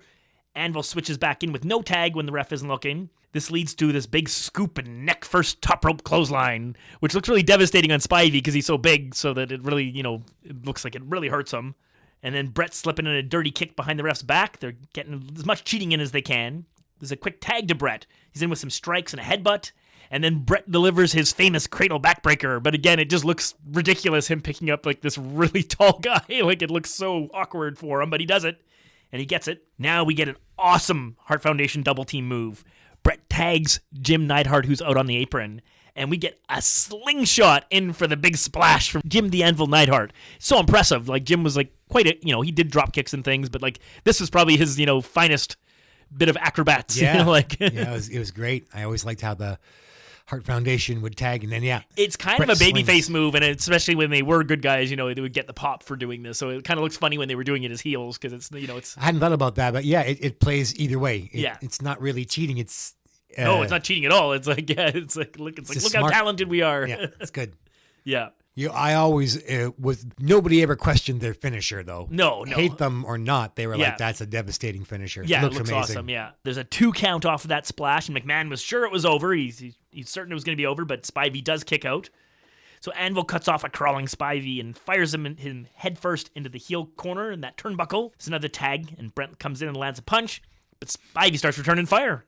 And I love it. Anvil does a great job. He's out on the apron, and he just suddenly reaches in and grabs Spivey's trunks from, behind the ref. The ref can't see it, so he pulls him into the ropes to, that kind of allows Brett to get back on top of things. So Brett is choking him right in front of the ref, and there's more turnbuckle and blows for Spivey. But again, he starts firing back on Brett, and he's really hurting him.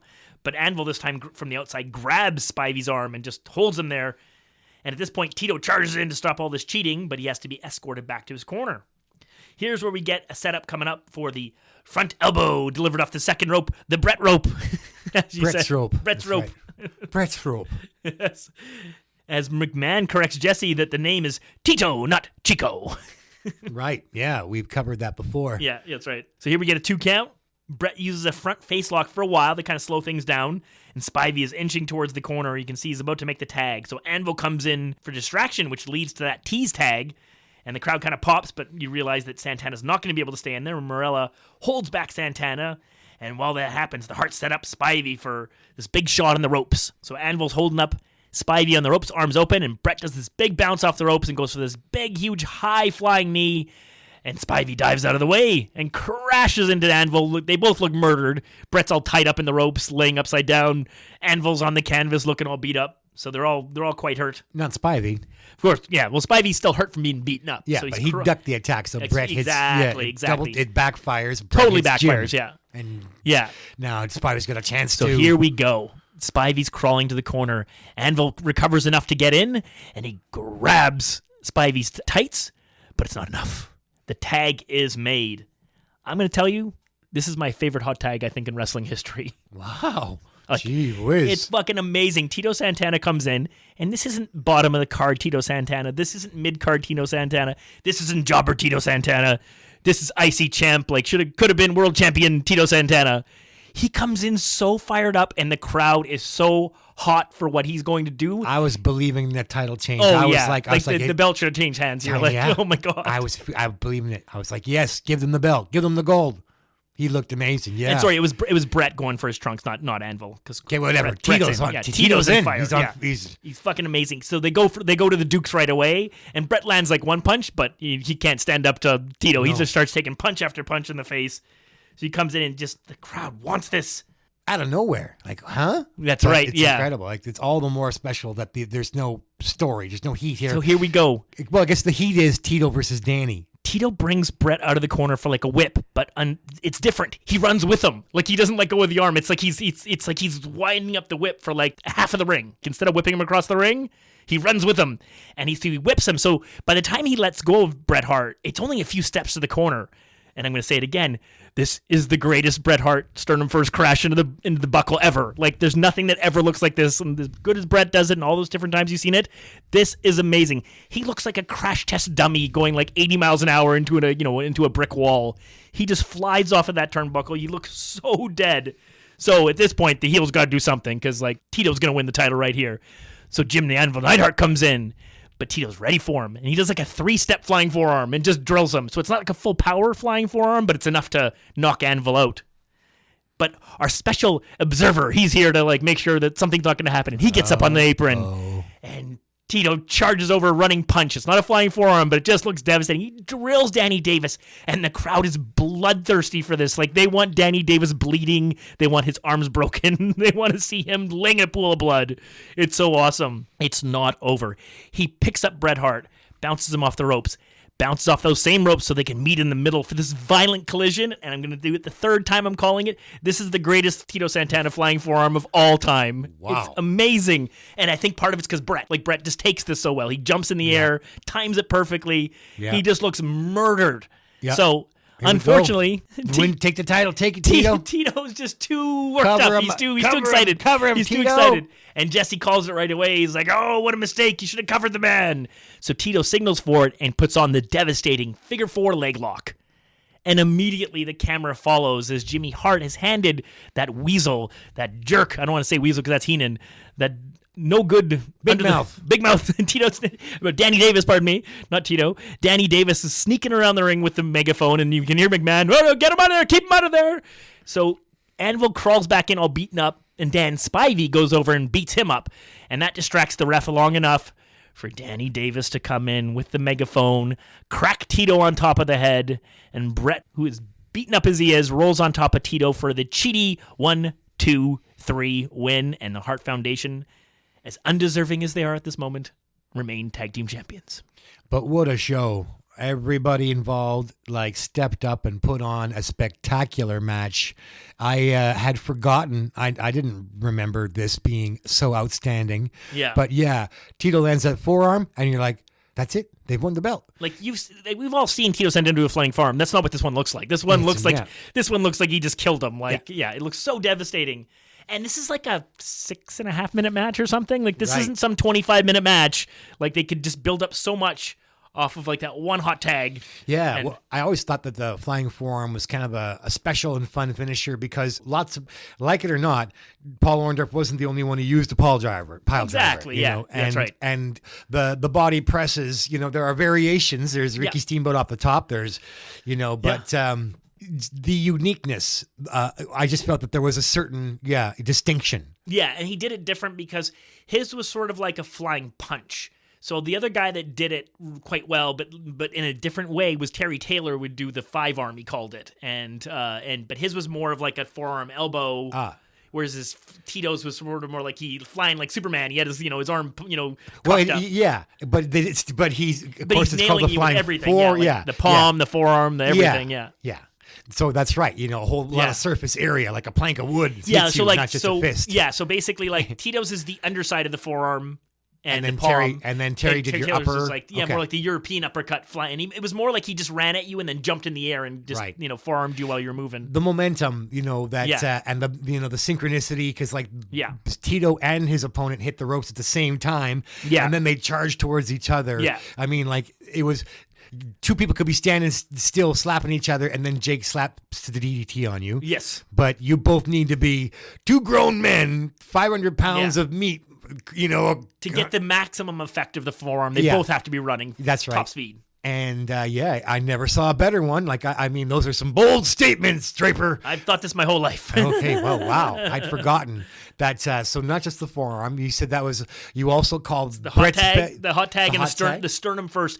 I don't remember favorite hot tag. My favorite hot tag. My favorite Bret Hart sternum first, and my favorite Tito flying forearm all in this match. It's the first one. That's the most crazy claim because of all wrestling. That's your favorite hot tag. I can't think of another one where I guess it's just what it leads to. Like it's such a clean sequence of he just bang, bang, bang. He should be the champion. Right. And also we've complained about not enough Tito love.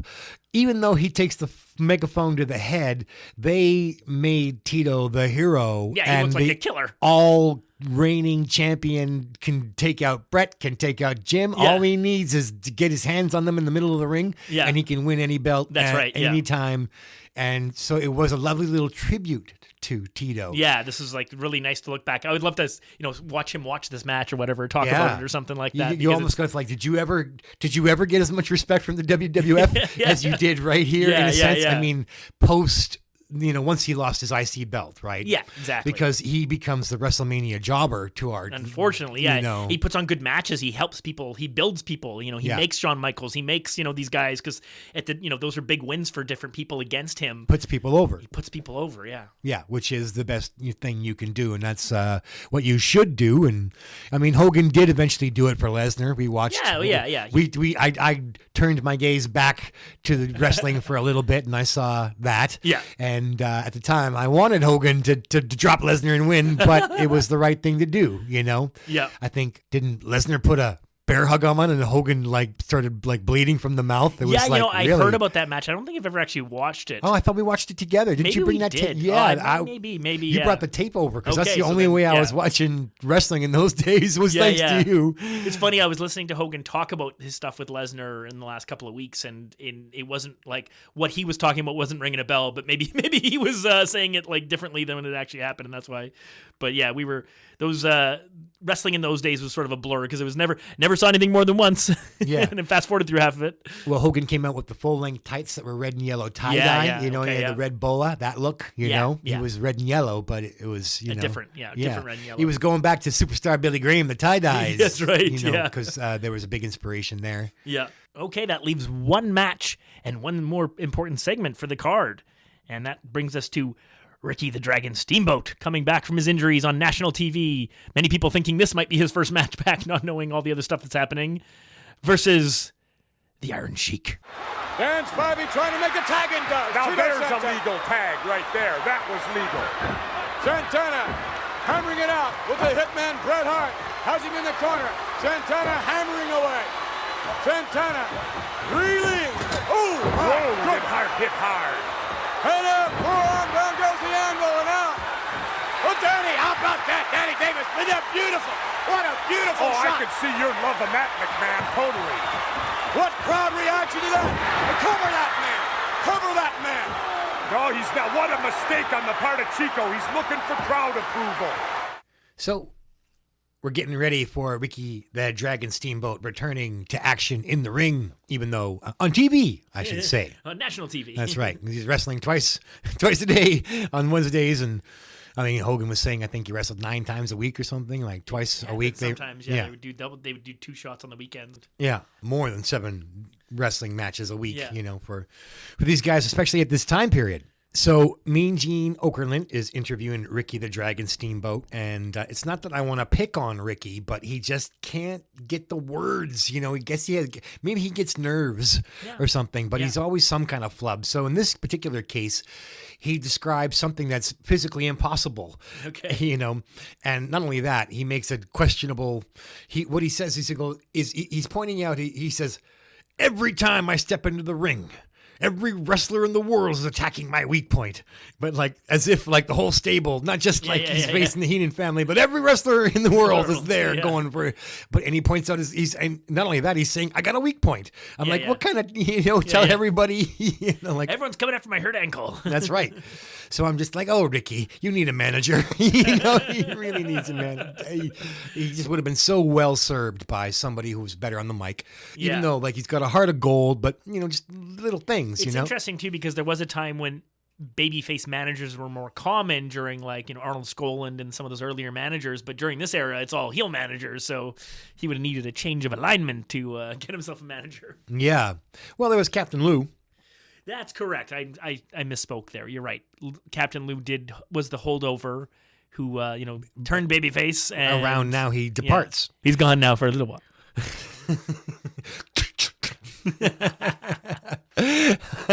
Okay, so Slick is looking good. He's a tall, well-dressed man. Yeah. He's got a brown suit, nice purple shirt, lovely tie, hat, and shades. Handsome, slim, Yeah. He looks good. Iron Sheik, he's got the blue tights tonight. I know you love these logos, these chyrons. Yes, the Sheiky boot. You want to weigh in for yeah, these? Yeah. So we get one, and it's kind of confusing me because Sheik's is great. Because Sheik's, it says Iron Sheik, but to the left of it, there's actually the boot, the drawn boot with the curl. It's awesome.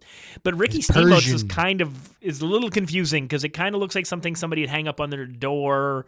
There's a different language. There's it's writing, and we off air. We were talking. We're like, we're not sure if it's Chinese or Japanese. Script. But we also know that Ricky Steamboat is portrayed as being Hawaiian. So we're kind of like, okay, wait a minute. So I mentioned that the dragon, Bruce Lee, is Chinese. Yeah. And then I don't really know why Japanese. Just Japanese is such a big culture influence. I did go look because I've always been curious. So it's fairly well known that Ricky Steamboat's proper name is Richard Blood, which would have been an amazing wrestling name, by the way. He started in the AWA under that name as a babyface, quickly got switched to Steamboat because he looked like a steamboat. There's another famous steamboat wrapping up their career around that time. And so Eddie Graham from Florida decided that, hey, look at this guy. He looks just like that guy. So that's why they called him Ricky Steamboat.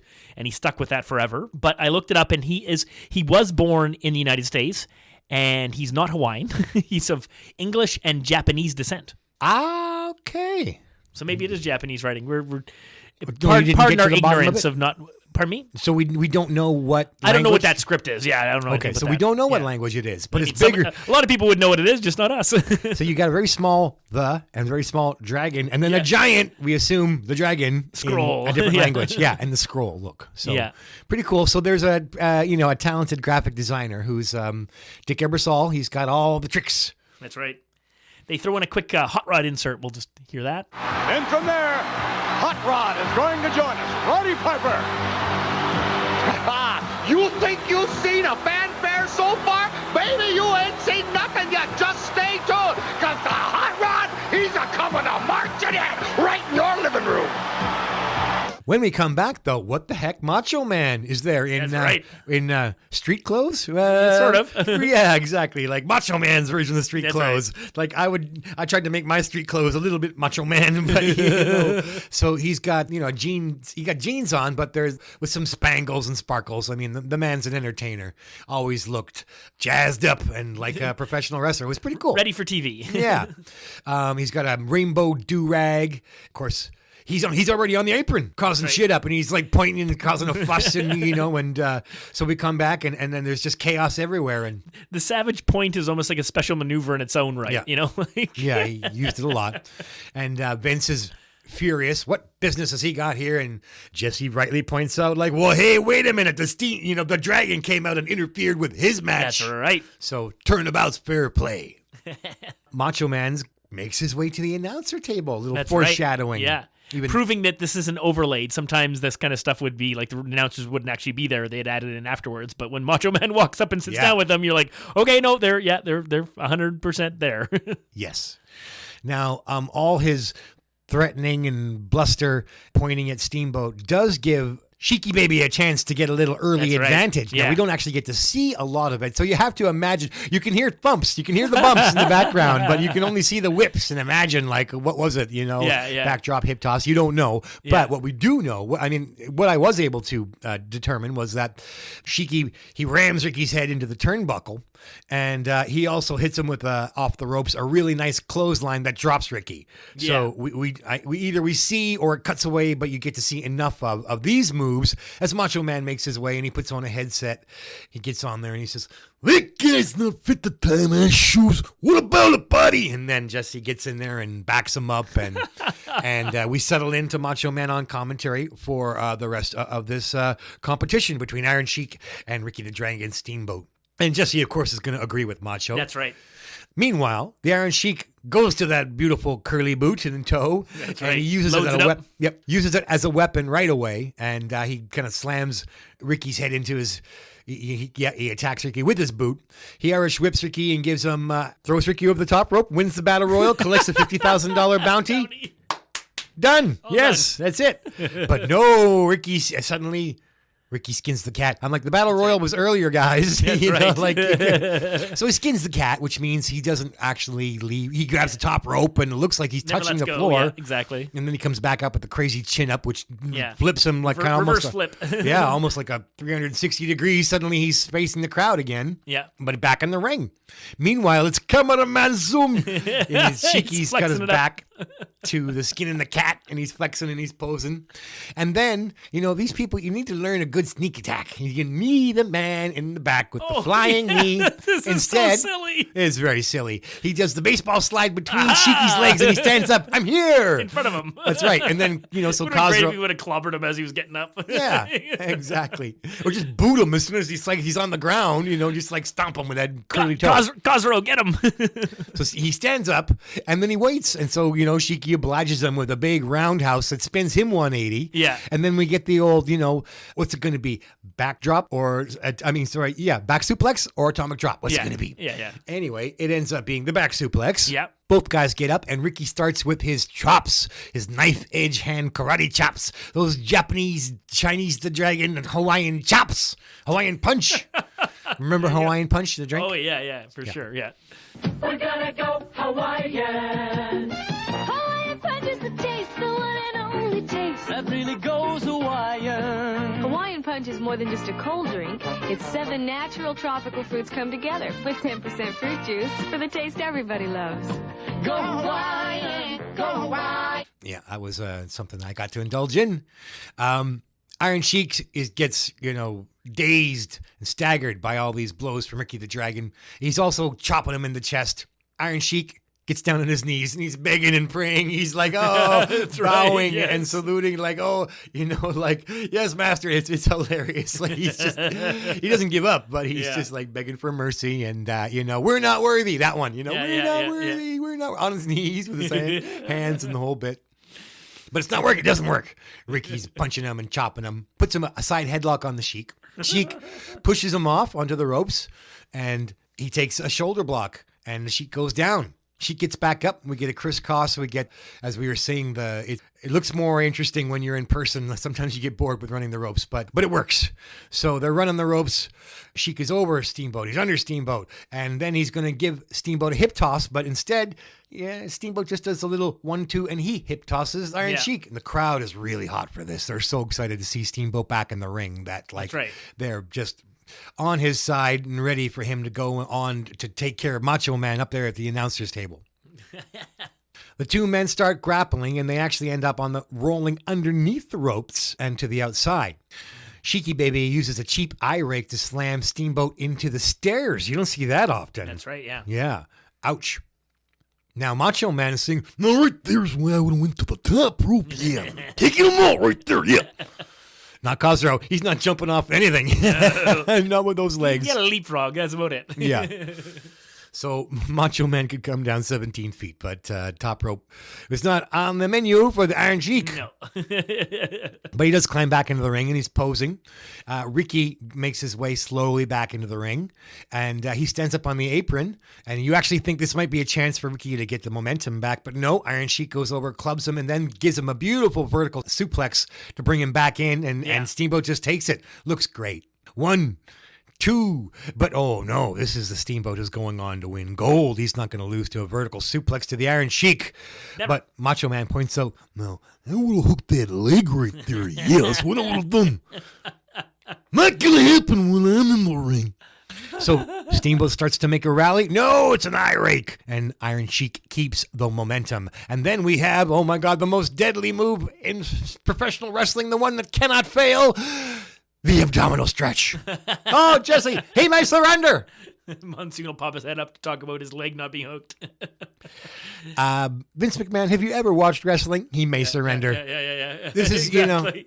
I don't even think someone out there in listening land, if you go Google for us and see if did anybody ever submit to the abdominal stretch? Like when the move first got invented, let's call it. I'm sure somebody must have won back then. Like it must have been there must have been a time. Sure, the body slam was a finisher. Exactly. Yeah. Time, The dropkick was a finisher. So yeah, the abdominal stretch probably did get some submission wins back in the day, but we've never seen one until they watered it down. Well, the DDT got watered down. Yep. Everything gets watered down. That's right. It's just the way it is. We want to reset. Exactly. Wrestling fully needs that. They totally need to reset it. Make the body slam a finisher. We don't. Well, maybe not. We don't need that much of a reset. But side headlock and I'm out. We need to dial it back. We need to dial it back and get it back under control because this whole 85 moves before a match can end is just it just takes away from any kind of building or anticipation. Well, he couldn't be more wrong, Vince McMahon. Ricky Steamboat will not surrender to this abdominal stretch, and guess what? It ends with a hip toss. But the crowd loves it because that means Ricky can start jumping again. It's just me that's bored with a hip toss out of an abdominal stretch. But anyway, who cares? This match is red hot. We get some chop drops where Steamboat is standing up, the other guy's on the opponent, and he kind of like falls to the mat as he's chopping him on the top of the head. We get a couple of those. He picks up the Iron Sheik, the former world champion, the former world tag team champion, gives him a body slam, and then Ricky Steamboat climbs to the outside to the third rope where you think he's going to deliver his flying body press, which, is he goes kind of sideways, and the guy takes it, and but no, it's a chop to the head. And he covers the Sheik for the 1 and the 2 and the 3. At this point in his career, the Sheik is going down. It's a finisher it wouldn't take out the Macho Man. No, it would not. With the Iron Sheik, he's a great wrestler, but the Macho Man's a different caliber. Yeah. So Macho Man's upset that Iron Sheik loses. Right. He takes off his jacket. Everybody says something like, what is this? He's like, he's hoping. No way! You're wrong! You're wrong, baby! No way! And he picks up a chair because Ricky's going to come to the, so Macho Man gets scared and grabs a weapon. And the ref holds Ricky back like, no, you can't do that. And the ref kind of like pushes Ricky towards the dressing room, which is where he goes off to. Right. Great build for WrestleMania 3, the greatest match of all time, they say. And I'm going to go with it. But you do need to check up, go investigate all the rehearsals, warm-ups, and the practice runs for the greatest match of all time, which would be Macho Man versus Jake. Yeah, and some of those Macho Man versus Ricky matches that happened in those months. Yes, they're working on working out some of the kinks. But at the same time. That's right. But those are house shows that you're not going to be able to see. There's a couple. Like there was the Philly one. We didn't go blow for blow on it. That was the one where Savage did the handful of tights to reverse the roll up and get the pin himself. Right. And stuff like that. So I think this might be. I want to be careful because I haven't looked ahead at the May '87 Saturday Main Event. Because there's a lumberjack match, so it's quite possible that Sheik is a lumberjack in that. I can't remember, but this might be the Iron Sheik's last appearance on Saturday's Main Event. Oh, no, that's heartbreak. The OSW boys are always on top of that. Every time you watch one of their things, like, okay, by the way, this is the last time we see blah, blah, blah. And the other guy's like, no. And it's sad every time. And they're like, and this is Jesse's final WrestleMania. And they're like, shit. Right, Because there's always somebody who's going away and doesn't come back, So. And this would be Dan Spivey, as far as I know, his only appearance in Saturday's Main Event because he's not really around for much of the run. Right. He has a late run there when he comes back as his Cape Fear character with the dark hair and did you ever see? I'm totally blowing his name at the moment, but we'll figure it out. But he had this great character, but he was so injured that they couldn't do anything with him. His knees were totally blown at that point. But everyone loved this character. They did all these vignettes of him doing the sort of the Robert De Niro from Cape Fear kind of style promos, and people just loved the character. And if they would have had a 1990 or 87 Dan Spivey body to go with the character, he would have been something big. And then we'll go to Hulk Hogan with Mean Gene. And speak of the Andre the Giant Hulk Hogan confrontation. All right, with me at this time, the heavyweight champion of the world, Hulk Hogan. Hulk, earlier on, we spoke with Bobby Heenan and Andre the Giant. Heenan stating that Andre would remain undefeated and that the next time we saw him, he would indeed be the heavyweight champion of the world. Your reaction? Well, you don't become champion of the world by doing things halfway, Andre. You don't stab friends in the back. You don't stab generations of little Hulksters in the back. You don't throw people with a top rope from behind, man. That's only halfway. What has it been with you, man? Has your whole life been a lie? 15 years undefeated? Did you cheat every single time you got your hand raised, man? But we were in that battle royal, man. I got a chance to test you. I got a chance to feel the 15 years of undefeated obesity, man. I can handle it, brother. It's all the spark I needed to face you in that one-on-one confrontation. You know, Hulk Hogan, when the two of you locked up in that battle royal, it was like an explosion. It was like a collision at 100 miles an hour. Well, you know, now that I know where he's coming from, now that the whole world knows what he's all about, the next time, Andre, you and I lock up, not only will you feel Hulkamania, not only will you feel the 24-inch pythons, the psych, the thousands, the millions of Hulkamaniacs, the big brother upstairs on my side, I'm gonna steal all the power I can, man, because you gotta play this one straight, man. To be the world's champion, you gotta beat me face to face. You gotta put me on my back, brother. And when you're on top of that mountain, when you feel the real power of Hulkamania, don't slip and fall, brother, because it's a long way down. All right, still to come, the ultimate confrontation. Vince McMahon, let's go back to you. I love it, Hogan saying, "Did you cheat every time, man?" Which is so funny when he's saying that to Andre because, like, as we've talked about his baby faces, babyface Andre, babyface Hogan, the two biggest cheaters in all of wrestling. So, like, for Hogan to say, like, "Did you cheat, man?" It's like, well, you cheated. yeah, we know he was choking. We know Andre was cheating. He's coming up with, choking Bundy with his own straps. Like, that's right. His one plan. Yeah, that's right. It's a hand on the throat. Yes, he was cheating. We all saw it. But so are you. That's right. You and your scraping backs and raking eyes. Okay, that almost wraps up the Saturday Night's Main Event. A couple of small pieces, of course. We're not done. We've got a retiring man by the name of Roddy Piper. So they're going to come back. It's Mean Gene with Piper, and he's comparing Piper to Rocky Marciano and how he was world champ and, when retired as the boxing world champion. Piper looks quite humble and appreciative of that kind of comment. And again, it's interesting to think about what we know about what's going on at this time, that he's sort of given this kind of attention.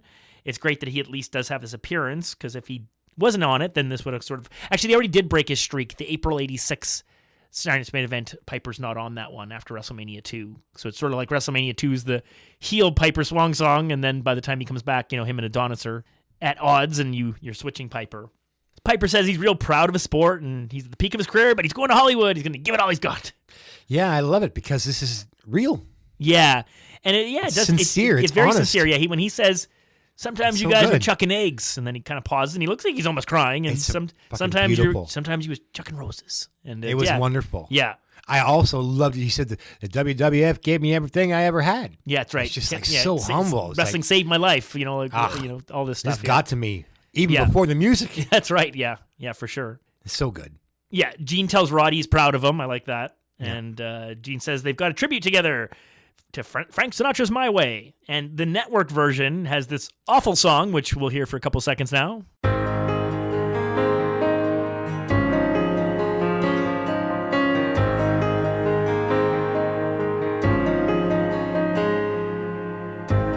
But we're not going to listen to that, because fortunately we have the full show and the proper one. And this is one of those ones where there's certain songs in wrestling where I don't always 100% remember what the real one was, but I know when I hear a fake one. And this was one where I didn't have to go look it up or figure it out. I remembered. I could have told you any day of the week for the last 30 whatever years that it was Frank Sinatra. My Way was the song that they used for this this tribute clip. Yeah, unforgettable. Yeah. I mean, just burned. Absolutely, because we weren't listening to crooners. I now enjoy a bunch of different music now that I'm, I turned 50 and 50 plus 1. So I like, Dean Martin and, and some of these guys like, there may be trouble ahead. The credit card commercial was a pretty good one.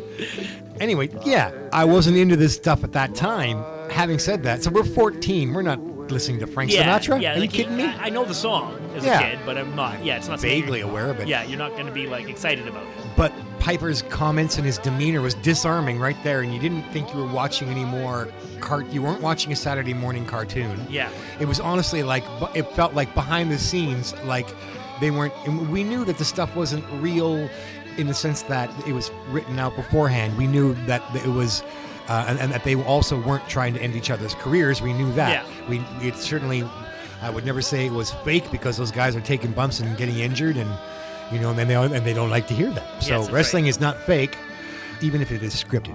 Yes. So we knew that, but this interview, I guess I'm beating a dead horse, but it didn't feel like anything phony. It felt like the most real thing I'd ever seen, ever on wrestling, ever. Yeah. Because I'm hanging up, I'm not going to wrestle, I'm going to go to Hollywood, which was true, and it was because he wasn't telling any lies. Yeah. He was saying, I used to be booed, I used to be cheered, and he's saying like how grateful he was for the job. I mean, like it was amazing, and it was humble, and so I loved it because there was no Piper in the whole setting up Andre and Hogan. That's he was right. there as just a prop. And anyway, and no disrespect because those are magic moments, and Piper being there was good, even and it was good when Hogan was on his knees, and he's I guess I'm being a little harsh. Yeah. He's like, oh, you're bleeding, man. That was cool. These two rivals. Yeah, it was a good scene. They just didn't need. I remember I registered my protest at the last bit where they flogged it. They'd already captured that moment. Yeah, exactly. They could have just got on with like, I'll beat his ass. Yeah. Point being that the music starts, and like I would rather listen to rock and roll all night, party every day. But the tone, the mood was set. Yeah. And they show every clip of every Piper's greatest hits, including all the cowboy Bob Orton stuff that we're predisposed to because that's our favorite Piper stuff. Yeah, exactly. And like shit, I got emotional watching it again just now. Yeah. And it goes on for like 2 minutes, and and I mean it's repeating like every spot we've seen, but it's it just ties it all together really nicely. So of course they got the bagpipers, they got that horrible TNT Scrooge skit where he's in bed like pretending to be Ebenezer Scrooge. Yeah, the Christmas. Yeah, they use every clip. Yeah. But it's really effective. And all the Adonis stuff, him kicking Morales out of the ring. You out. And thank Piper God. And Orndorff, the tidy blueies. Yeah. He's about to get pile the white drived. front, the white front. The white front. Yeah.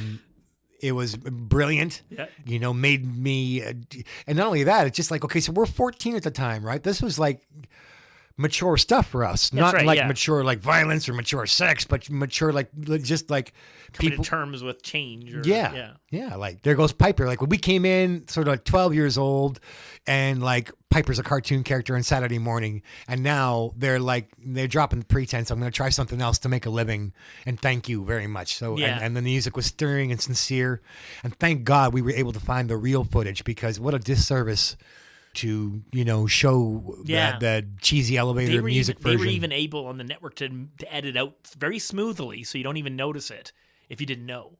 They edit out Mean Gene saying the name of the song, or that they're going to play the song. You won't get a rewritten history here on Legendary Wrestling Obsession. If we can avoid it. If we can avoid it, you're going to get our memories. Yeah. And hey, here's a good plug. We want your memories. We've had 2 letters so far, so tell us your memories. What made you emotional, or brought a tear to your eye back then, or made you think twice, and you weren't just watching clowns throw a pie eating contest or something like. Just it made you think about life and stuff. That's right. Bundy and Captain Lou, deep thinkers in their pie eating contest. Yeah. Write us Legendary Wrestling Obsession at gmail.com. That's it, yes. Here we Just go. got it. Okay, so that's going to wrap up that part of the show. They're going to go to... of course, they fade out on... it's pretty perfect. They fade out with Piper when he's got the red Hulkamania shirt on. I never realized the significance that he's got, like back in the day. Yeah. Like I sort of had no... Yeah, I didn't realize at the very last shot. Yeah. The Hulkamania shirt. It's a great finish. And he's doing the Jimmy Snuka pose. Yeah, that's right. Oh, wow. He's getting both his big rivals at the same time. Yeah, pretty genius. Yeah. Jesse warns Hot Rod, there isn't room for him and me in Hollywood. Meanwhile, Piper, you're gonna fail miserably. Yeah, that part made me cringe a little bit because, I wish that Piper could have had a bit more success in Hollywood. But what is success in Hollywood? He got paid to be in some movies, That's right, yeah. He put food on the table for his family. He left lots of money behind for his wife and kids. Yeah. And, so what is success? I mean, geez, I've had, by some measures, a successful career in entertainment, even if there wasn't a lot of dollars, it's all relative. Yeah. But Jesse had the success that Hogan couldn't really. That's right. Especially in that era. Yeah. And Piper, Jesse he made the coolest movies. Yeah. So he was the one who had the best claim to, acting. Yeah, I think the one thing Piper could claim over Jesse is that Jesse never got to be the star of a hit. Jesse's best movies, he's not the star. Thank you. He's Well put. I love it. He's a supporting character. Yeah. He's an important character, but he's a supporting character. Oh, very good. Whereas Piper with They Live is the 100% the lead. Okay. And it's a big cult classic, and people still love it to this day. Hell Comes to Frogtown, he's the lead, but it's not as successful. It's so. I've never seen that. It looks fucking crazy. That's how it got him the role. Apparently, he said is John Carpenter saw him in Hell Comes to Frogtown and said that's what I want for this movie. Did you watch Hell Comes to Frogtown? If I did, I don't remember enough about it. Wow, it looks freaky. Yeah. At the same time, the two of them made a pilot. That's right. Called Tag Team. That's right, yeah. That I saw clips of. Yeah, that's right. And we talked about it on the show. A little bit, yeah. And it looked really, hokey and silly, but, so clearly they actually were trying to make it go a bit together. That's right, yeah. And they were almost a tag team in '86, so. Yeah. Well, didn't they tag up with the Hillbillies? They of course, and a couple of other matches. I see what you mean. They more, almost as in like a force to be reckoned with. Our favorite, they teamed up to bully Billy Red Lions. Yeah, that was. Are you done yet? Huh? What? Yeah, that was so good. I'll show you how to use a mic. So they do a couple of these quick go to commercials and comes back. Vince and Jesse wrap some stuff up. The highlights, of course, of Andre dumping Hogan again. Beautiful, looking good. And Vince McMahon announces that May the 2nd from Notre Dame University is going to be that next Saturday's main event. And then he looks at Jesse and, Jake the Snake is still looking for you. And then Jesse tells him, I'll tighten your tie. Get off my case, man. Yeah, they're quite the pair. Gold. Yeah. So that's going to wrap up Saturday's main event 10, which is going to take us. The next time you hear from WWF from us, it's going to be the setup show to Saturday's main event 11. But, part of that setup show, of course, is going to be skipping on by WrestleMania 3, the before and after.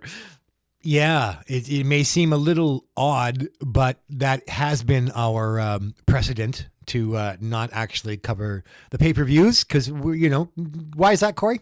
Mainly because I think that material has been covered, there's hundreds of wrestling podcasts, and that stuff has been covered by a lot of people, and we reserve the right to come back and cover that stuff whenever we want. Very good. We make up the rules, but for now, we're kind of sticking to the Saturday's main event stuff and televised stuff and sort of access hidden to dream fan. matches, Philly, MSG. That's right. Spectrum TV in Philly. All right, we're going to take a little quick pause. I'm going to come back with, we haven't had one in a long time. We're going to have a what if section, and Jeff has something else he wants to bring up, and we're going to stitch it all together and wrap up the show.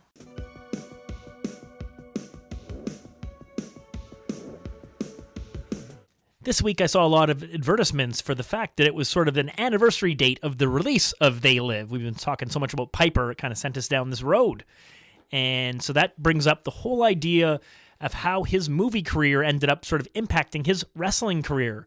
And I can understand, from his point of view, maybe changing his schedule for his family, maybe, trying to avoid taking some crazy bumps, might have helped extend his life if he had been more of an actor, let's say, than a wrestler for some of those years. But it did affect our, viewership. Like as we were watching as kids, you're spoiled, you're greedy, you want your favorites to be there. So we're going to listen to a quick clip. It comes from a shoot interview, I believe, off the Howard Stern show. Basically, Piper talking about how it came about, They Live, and then that impact between him and Vince McMahon. What happened? Was there a falling out? No, I'll tell you what. When WrestleMania III in the Silverdome, 93,000 people, John Carpenter asked me to do the movie They Live. And Vince McMahon Jr. got mad at me because he said, I'll have another movie for you in 4 weeks. I said, not with John Carpenter directing it. Right. So he sent a message via my lawyer that Hulk Hogan and Vince McMahon are the only true blue WWFers. The falling out really occurred when you got offered your movie. Yes, and Vince said to you, don't do the movie, I'll put you in a movie. Yes, sir. Because you didn't comply with that, yes, sir. You fell out of favor. Exactly. And so therefore you become persona non grata. You can't come back to WWF. No, go away, leave at your own chosen speed, but do it faster, Rod. Did you say to Vince, listen, Vince, I just want to do the film. I love the WWF. I want to talk rationally here. I don't want to be out, but he would not hear you? Yes, and also 2 or 3 days ago, I FedExed a book to Vince, and as nice a letter as I could put, saying this to him, capsulized, Vince, I don't want anything from you. Your league, you're way off. I got to make it real plain that I was the sickest of them all. Okay. You seem like a crazy guy. Quite frankly. No. I don't think it's an act with you. I don't think you took your medication today. I think are you on any medication? Do you have to take medicine? No. You're not going to take medicine. So really the gist is that, once McMahon found out that he was going to want to leave, that he'd been offered this role, McMahon's first response was, don't take that. I'll get your movie next week. I'll get your movie. He wanted control of that, and he wanted to be involved in it. But Roddy Piper thought too much of John Carpenter and that opportunity. He's like, you can get me a movie, but you can't get me John Carpenter. So we end up with this, what he ends up saying is, McMahon pretty much writes him off at that point. Like, you're not welcome here anymore.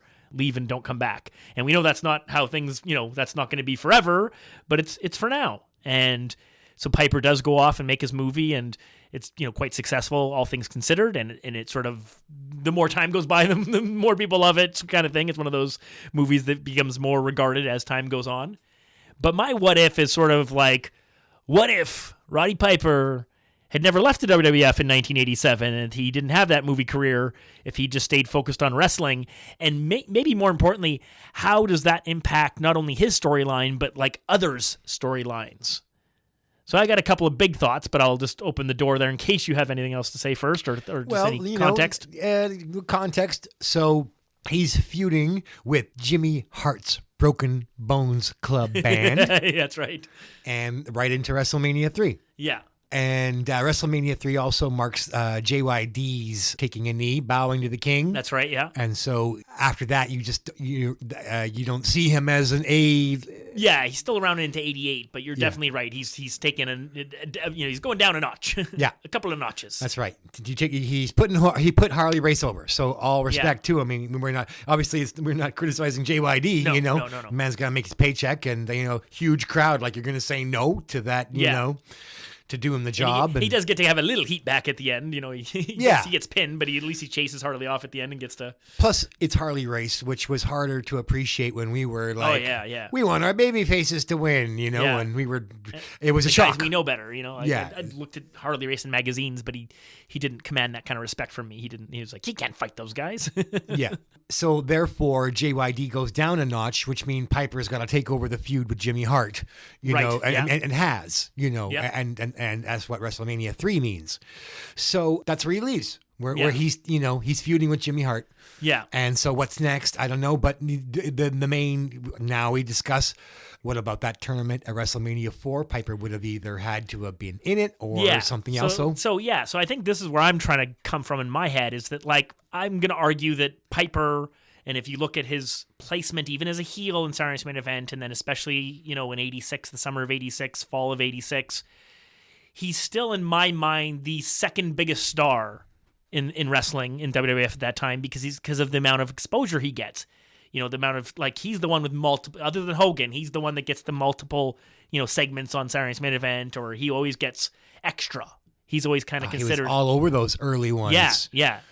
And so I think that the thing about him sticking around is, and I know it sounds crazy because of how great the story ends up becoming, but I wonder if Piper's around and then they find out Hogan's taking his leave of absence, if Roddy Piper doesn't end up becoming the person to usurp Hogan's spot for a little while as the top babyface instead of Randy Macho Man Savage, and that WrestleMania 4 is somehow Roddy Piper being crowned champion, and WrestleMania 5 is this, like, never happened Roddy Piper versus Hulk Hogan showdown. And I know, like, that obviously takes away... What gives you the right to go and change history? I'll slap your face right there, you pipsqueak butcher! punch you through that closet. Yeah, break your neck, Macho Man. Win the belt, and he always will win the belt. Dig it. I'm not going to say that Piper being in that position would have been better. Probably actually wouldn't have been. But I just wonder if because he already was sort of, let's say, above Savage in terms of like pecking order in the company or whatever. You know, McMahon obviously trusted him as like drawing power and star power and all this stuff. I wonder if that would have clouded the judgment and kind of maybe made Savage stay at that Intercontinental level longer. Probably. Yeah. Yeah, I think so. And I like our angle of Piper, playing that Orndorff friendship angle. Yeah. You know, and would have been as great as it was. Yeah. You know, it kind of seems like that was Piper's journey. Really, I mean, That's because I've said it so many times, it must be boring. But we came in and it was all about these two forces. You know, the bad guys were led by Roddy Piper. They weren't led by Paul Orndorff. No. So, but Orndorff was great, and no complaints there. Really, just it didn't seem like what they were promising. Yeah, I would have liked to have seen that stuff played out. I would have liked to have seen the excitement that the crowd had when Hogan and Piper teamed up. Yeah. Against Harley Race and Paul Orndorff. Yeah. That could have been captured at a WrestleMania with Piper and Hogan, one of them at their best heely. Yeah. You know, a good heel Hogan or our beloved heel Piper. Yeah. At a WrestleMania. That's right. Should have been as memorable without Mr. T and everybody else in the way. That's right. Would have been, you know, the proper build up to the Andre and Hogan, because, you know, Andre being what he wasn't just a professional wrestler. Yeah. He was a sports entertainment. He was an entertainment draw. He was an attraction, as we've said, in a way that Piper was not. Yeah. Without any disrespect. Yeah, that's right.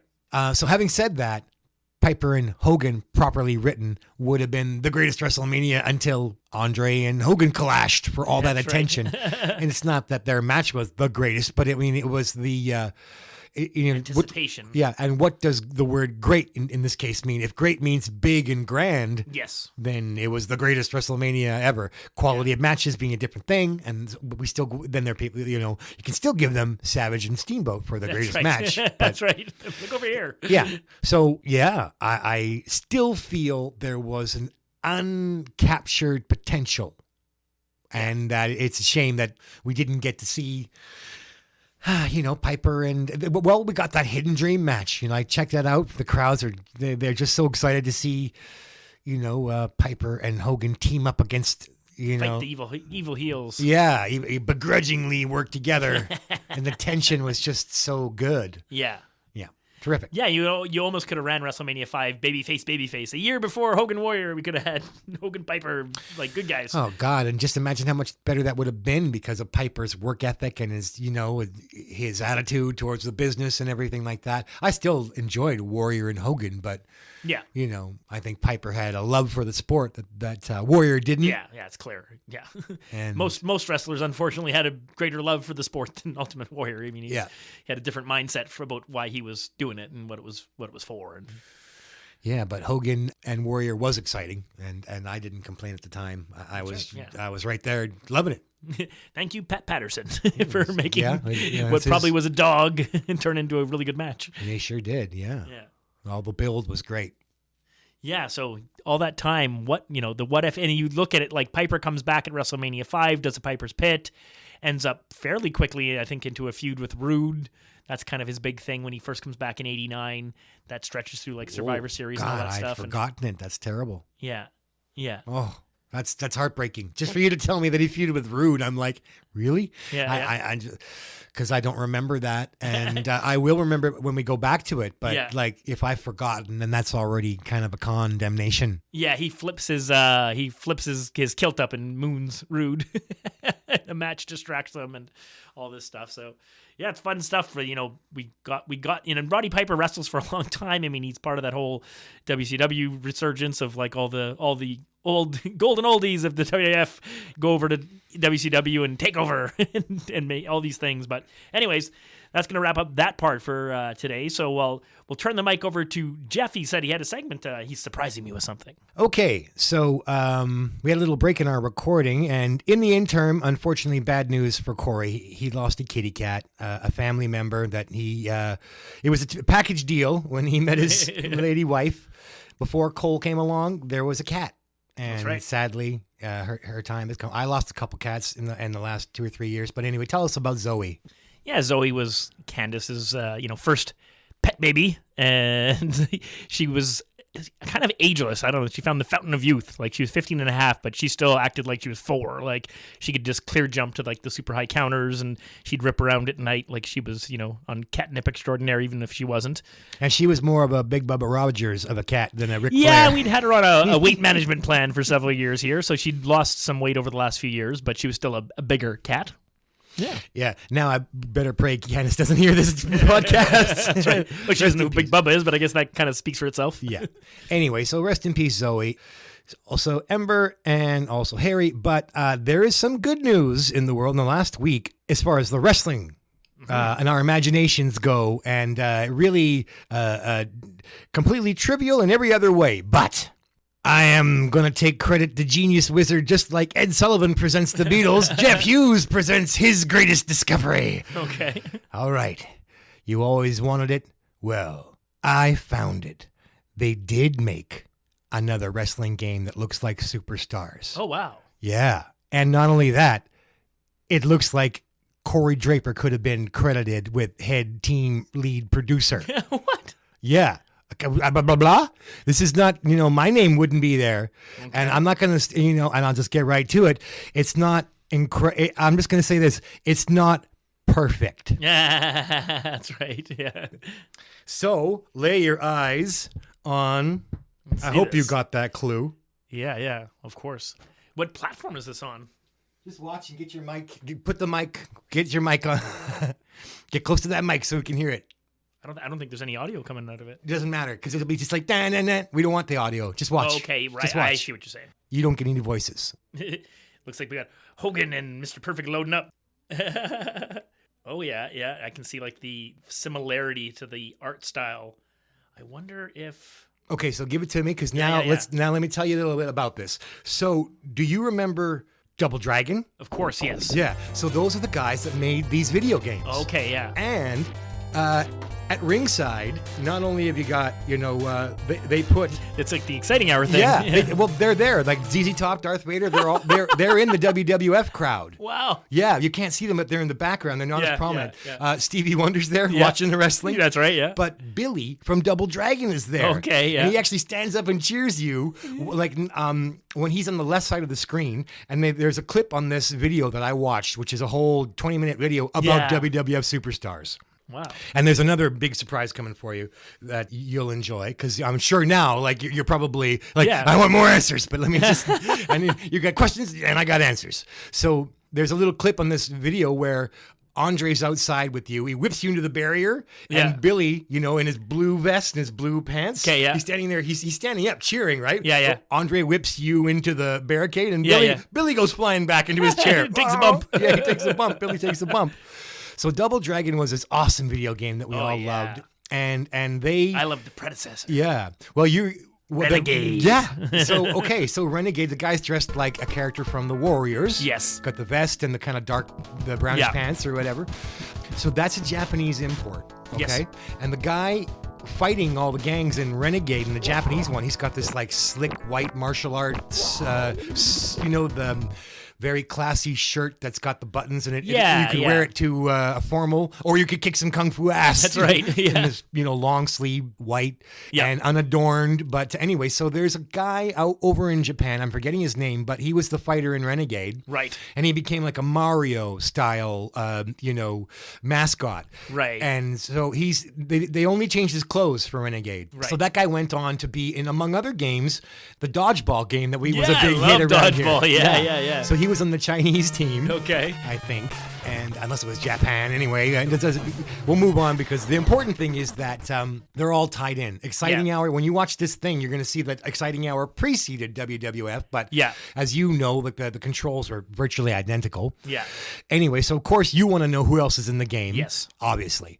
So you are going to, I've already told you the best part. Yeah. Okay. Because your favorite wrestler is in there. Mr. Perfect. Now, the bad part is that, yeah, that's right. I had you watch, but I don't know if our listeners know what's Hogan going on. and Mr. Perfect were in the match we were watching there for a second. So the bad side is that you don't get to be anybody. Yeah. You can only be, let's just for the time being, you got Hogan, and then you go for the belt. And Hogan fights Perfect first. So that's the bad part. Yeah. And then he goes on to fight, the Warlord. Okay. Well, yeah, exactly. And he looks more like Stone Cold. Like they didn't make him very big. No, they should have somehow, sized him up. Sized him up, yeah. And then then we have a familiar one, Ted DiBiase, who's in the original. Yes. Yeah. Then we get the Mountie.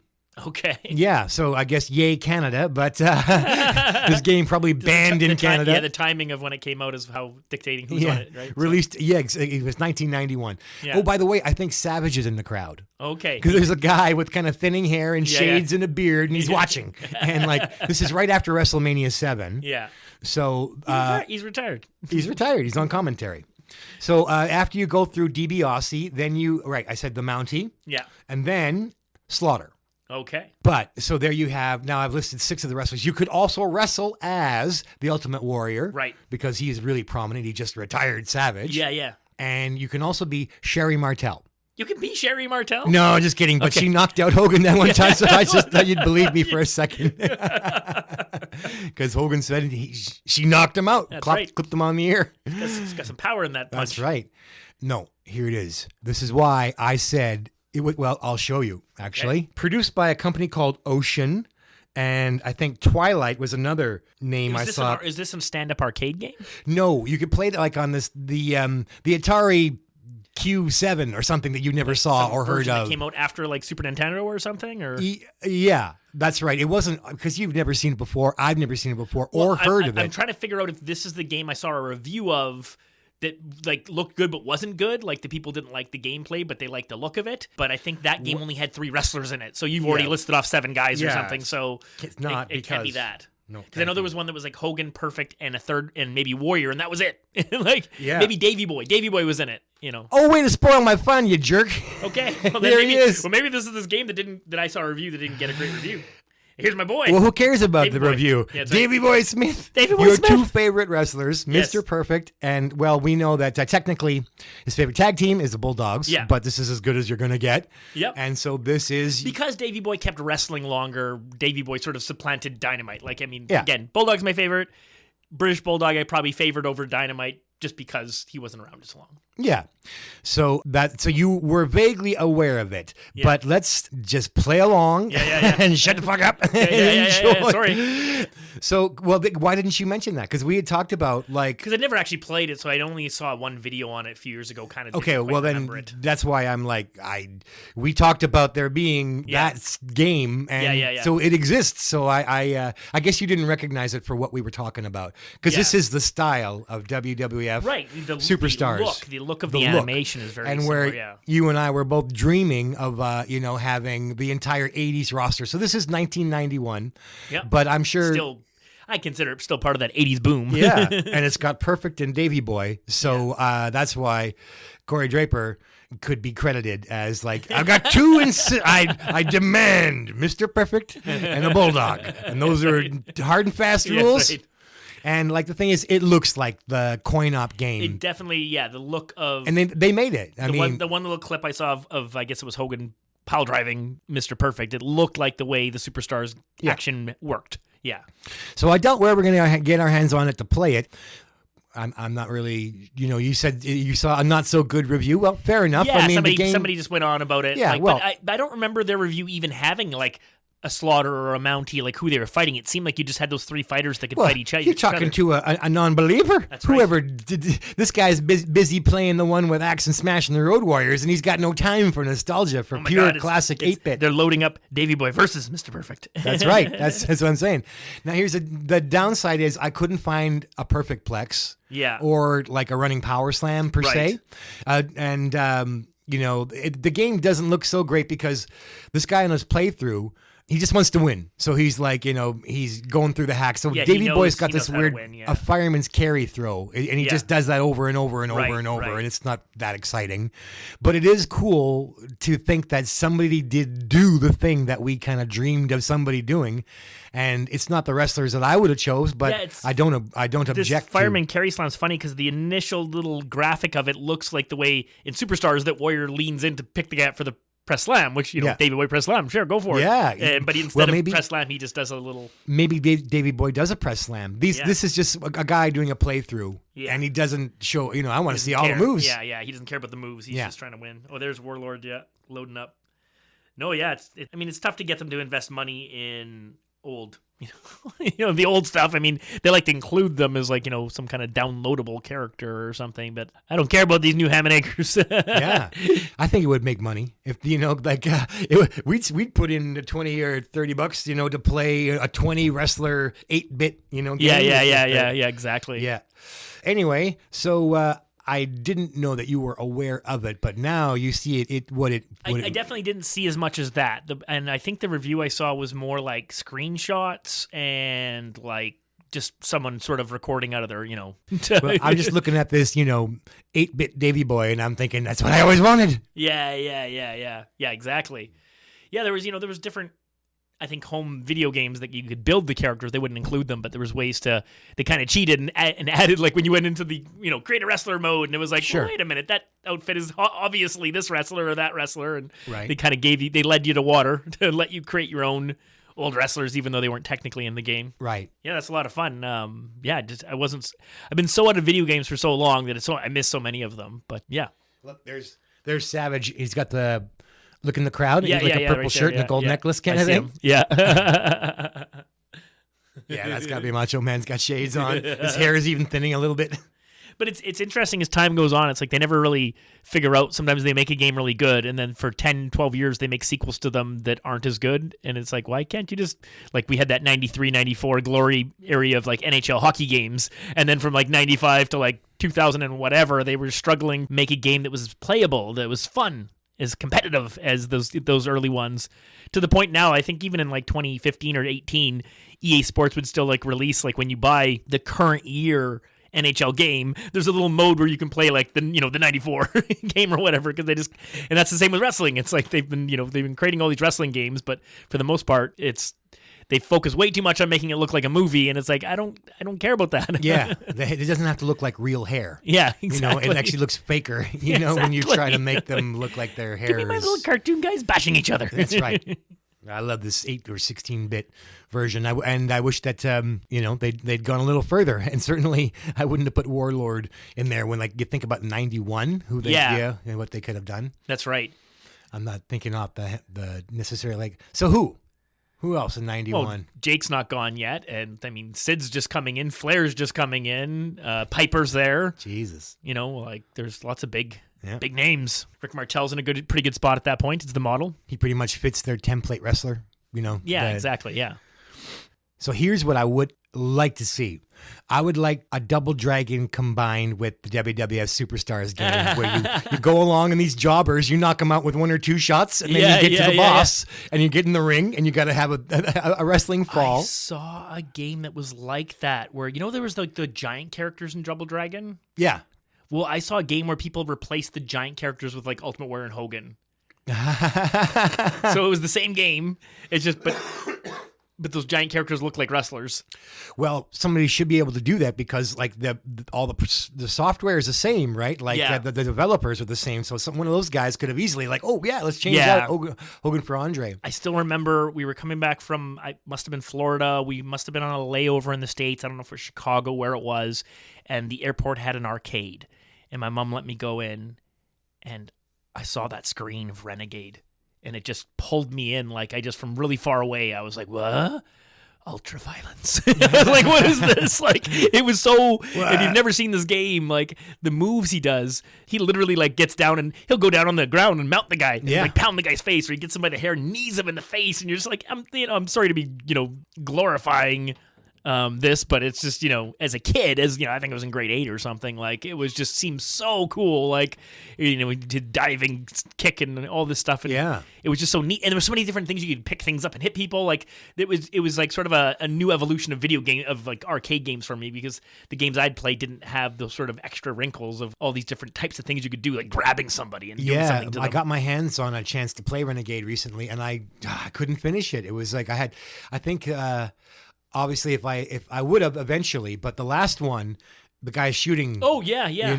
I couldn't get that boss because you got die instantly. One hit and you're gone. Yeah, Nintendo put out a weak version of Renegade. I mean, they tried.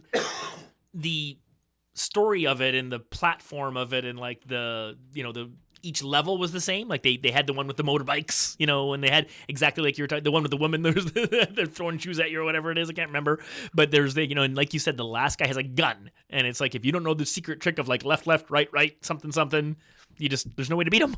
Yep. Good luck, kid. And like the title screen, there was a kind of like the big words and then a Jake and a Hulk on the bottom left of each corner. Yeah. And in the little animation, Hulk walks over, clobbers Jake, and he falls down. And then like that's the pose, Jake on the ground, while Hulk's like, ah. And it's almost like maybe Hulk got in there with his creative control. So it's like, all right, I want to flatten Jake in the title of this video game. You got to get me heat back, brother. That's right.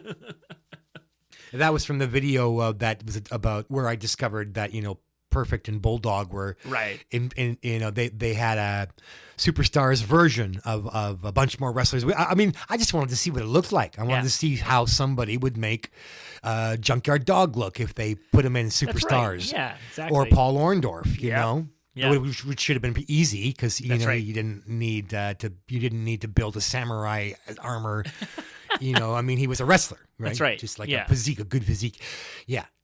Yeah, if they could get Honky to shake his hips, I'm sure they could get a lot of these guys to kiss their biceps or, like whatever the little spots were. So I still want to know if that game had Perfect Plex or Davey Boy, if you could do his running power slam. Yeah. And then what about, what would the Warlord do? He had a running power slam. That was his move too. Full Nelson and running power slam. And then what did the Mountie do? Sleeper? The Mountie, I haven't seen a Mountie match in so long. I'm trying to think what he was using. I think it was some sort of a cheating, but then it was definitely some cheating. I mean, near the end of his run, he basically was zapping people and then pinning them off the zap. Yeah. But yeah, we'll take a quick look, and before we go off the air, we'll make sure that we can properly correct ourselves on the Mounties. Because I'm thinking of okay, what did the Rougeaus do? But it's like, it definitely wasn't. It wasn't the same moveset. Like he basically brought in something. I think it was sort of like something along the lines of a sleeper because it was supposed to be police control kind of thing. Like he's an RCMP officer, so he knows how to. Okay, and then hopefully they gave Sergeant Slaughter a Cobra clutch. Yeah, that's right. Yeah, that looked good in the Royal Rumble game when Slaughter was giving you the Cobra clutch. Yeah, that's the WWF game we talked about, really overshadowed by a later game that was much better. But we loved the first one for what it was. Yeah, because the timing of when it came out and how groundbreaking it was. Yeah. And like I got screwed, there's no Road Warriors and no Randy Savage in the one that I showed you today, but it had all of your favorites, Bulldog and Perfect. There you go. Macho Man's watching from the side. He's there in spirit. Still be participating in the ring. Howdy, folks. This is Sam Elliott taking over the microphone for a couple of seconds for my good friends at Legendary Wrestling Obsession. A lot of folks are asking how do they listen to more Legendary Wrestling Obsession with a good sarsaparilla. Well, you want to get down to the refrigerator and pop yourself a tall, cool one and go down to patreon.com. That's right, patreon.com/Legendary Wrestling Obsessions, where you can hear all the extra bonus content, maybe spare a few bucks for the boys so they can buy themselves a frosty sarsaparilla. Now, the bestest, freshest, most first place to post our legendary wrestling obsession is at podbean.com. So that's where you can go to make sure you're first in line and subscribe so you'll be notified when a new episode is available for your download. And that's legendarywrestlingobsession.podbean.com. That's where we go. We pay them the big bucks to get the legendary wrestling obsession to you. Now, here's the real tongue twister. We're on Twitter, formerly known as Twitter. Now they call it X. And that's where we tweet the guys who are going to get us the big ears, the big numbers, the big fans, the big bucks. So, I can't say it.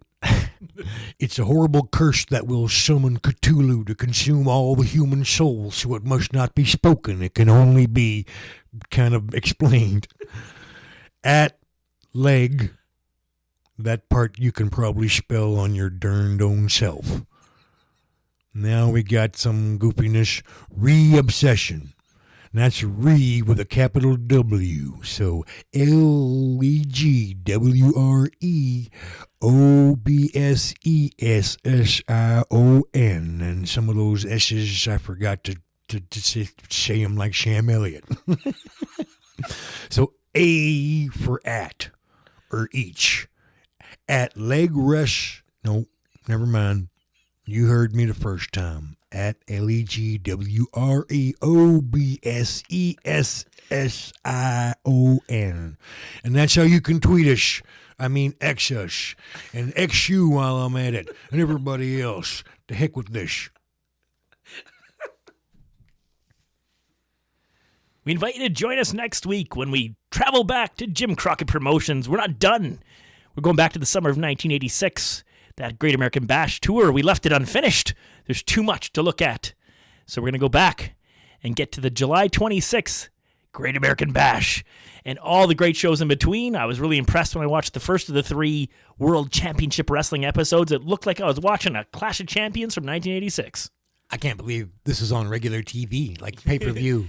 Damn you guys. Superstars of wrestling never looked like that. It was just crazy. It was just super awesome. We'll talk about it next week. But yeah, well, we eventually we got Saturday night's main event, of course. Right. Yeah, exactly. But, took a while. Yeah. So anyways, that's where we'll be next week, and we hope you can join us. Spread the word. Help us share things. Follow us. Send in those letters. We need your help. But we appreciate all the listens we do get and people around the world that are listening. So it is appreciated and it is noted. Take care. Thanks for tuning in.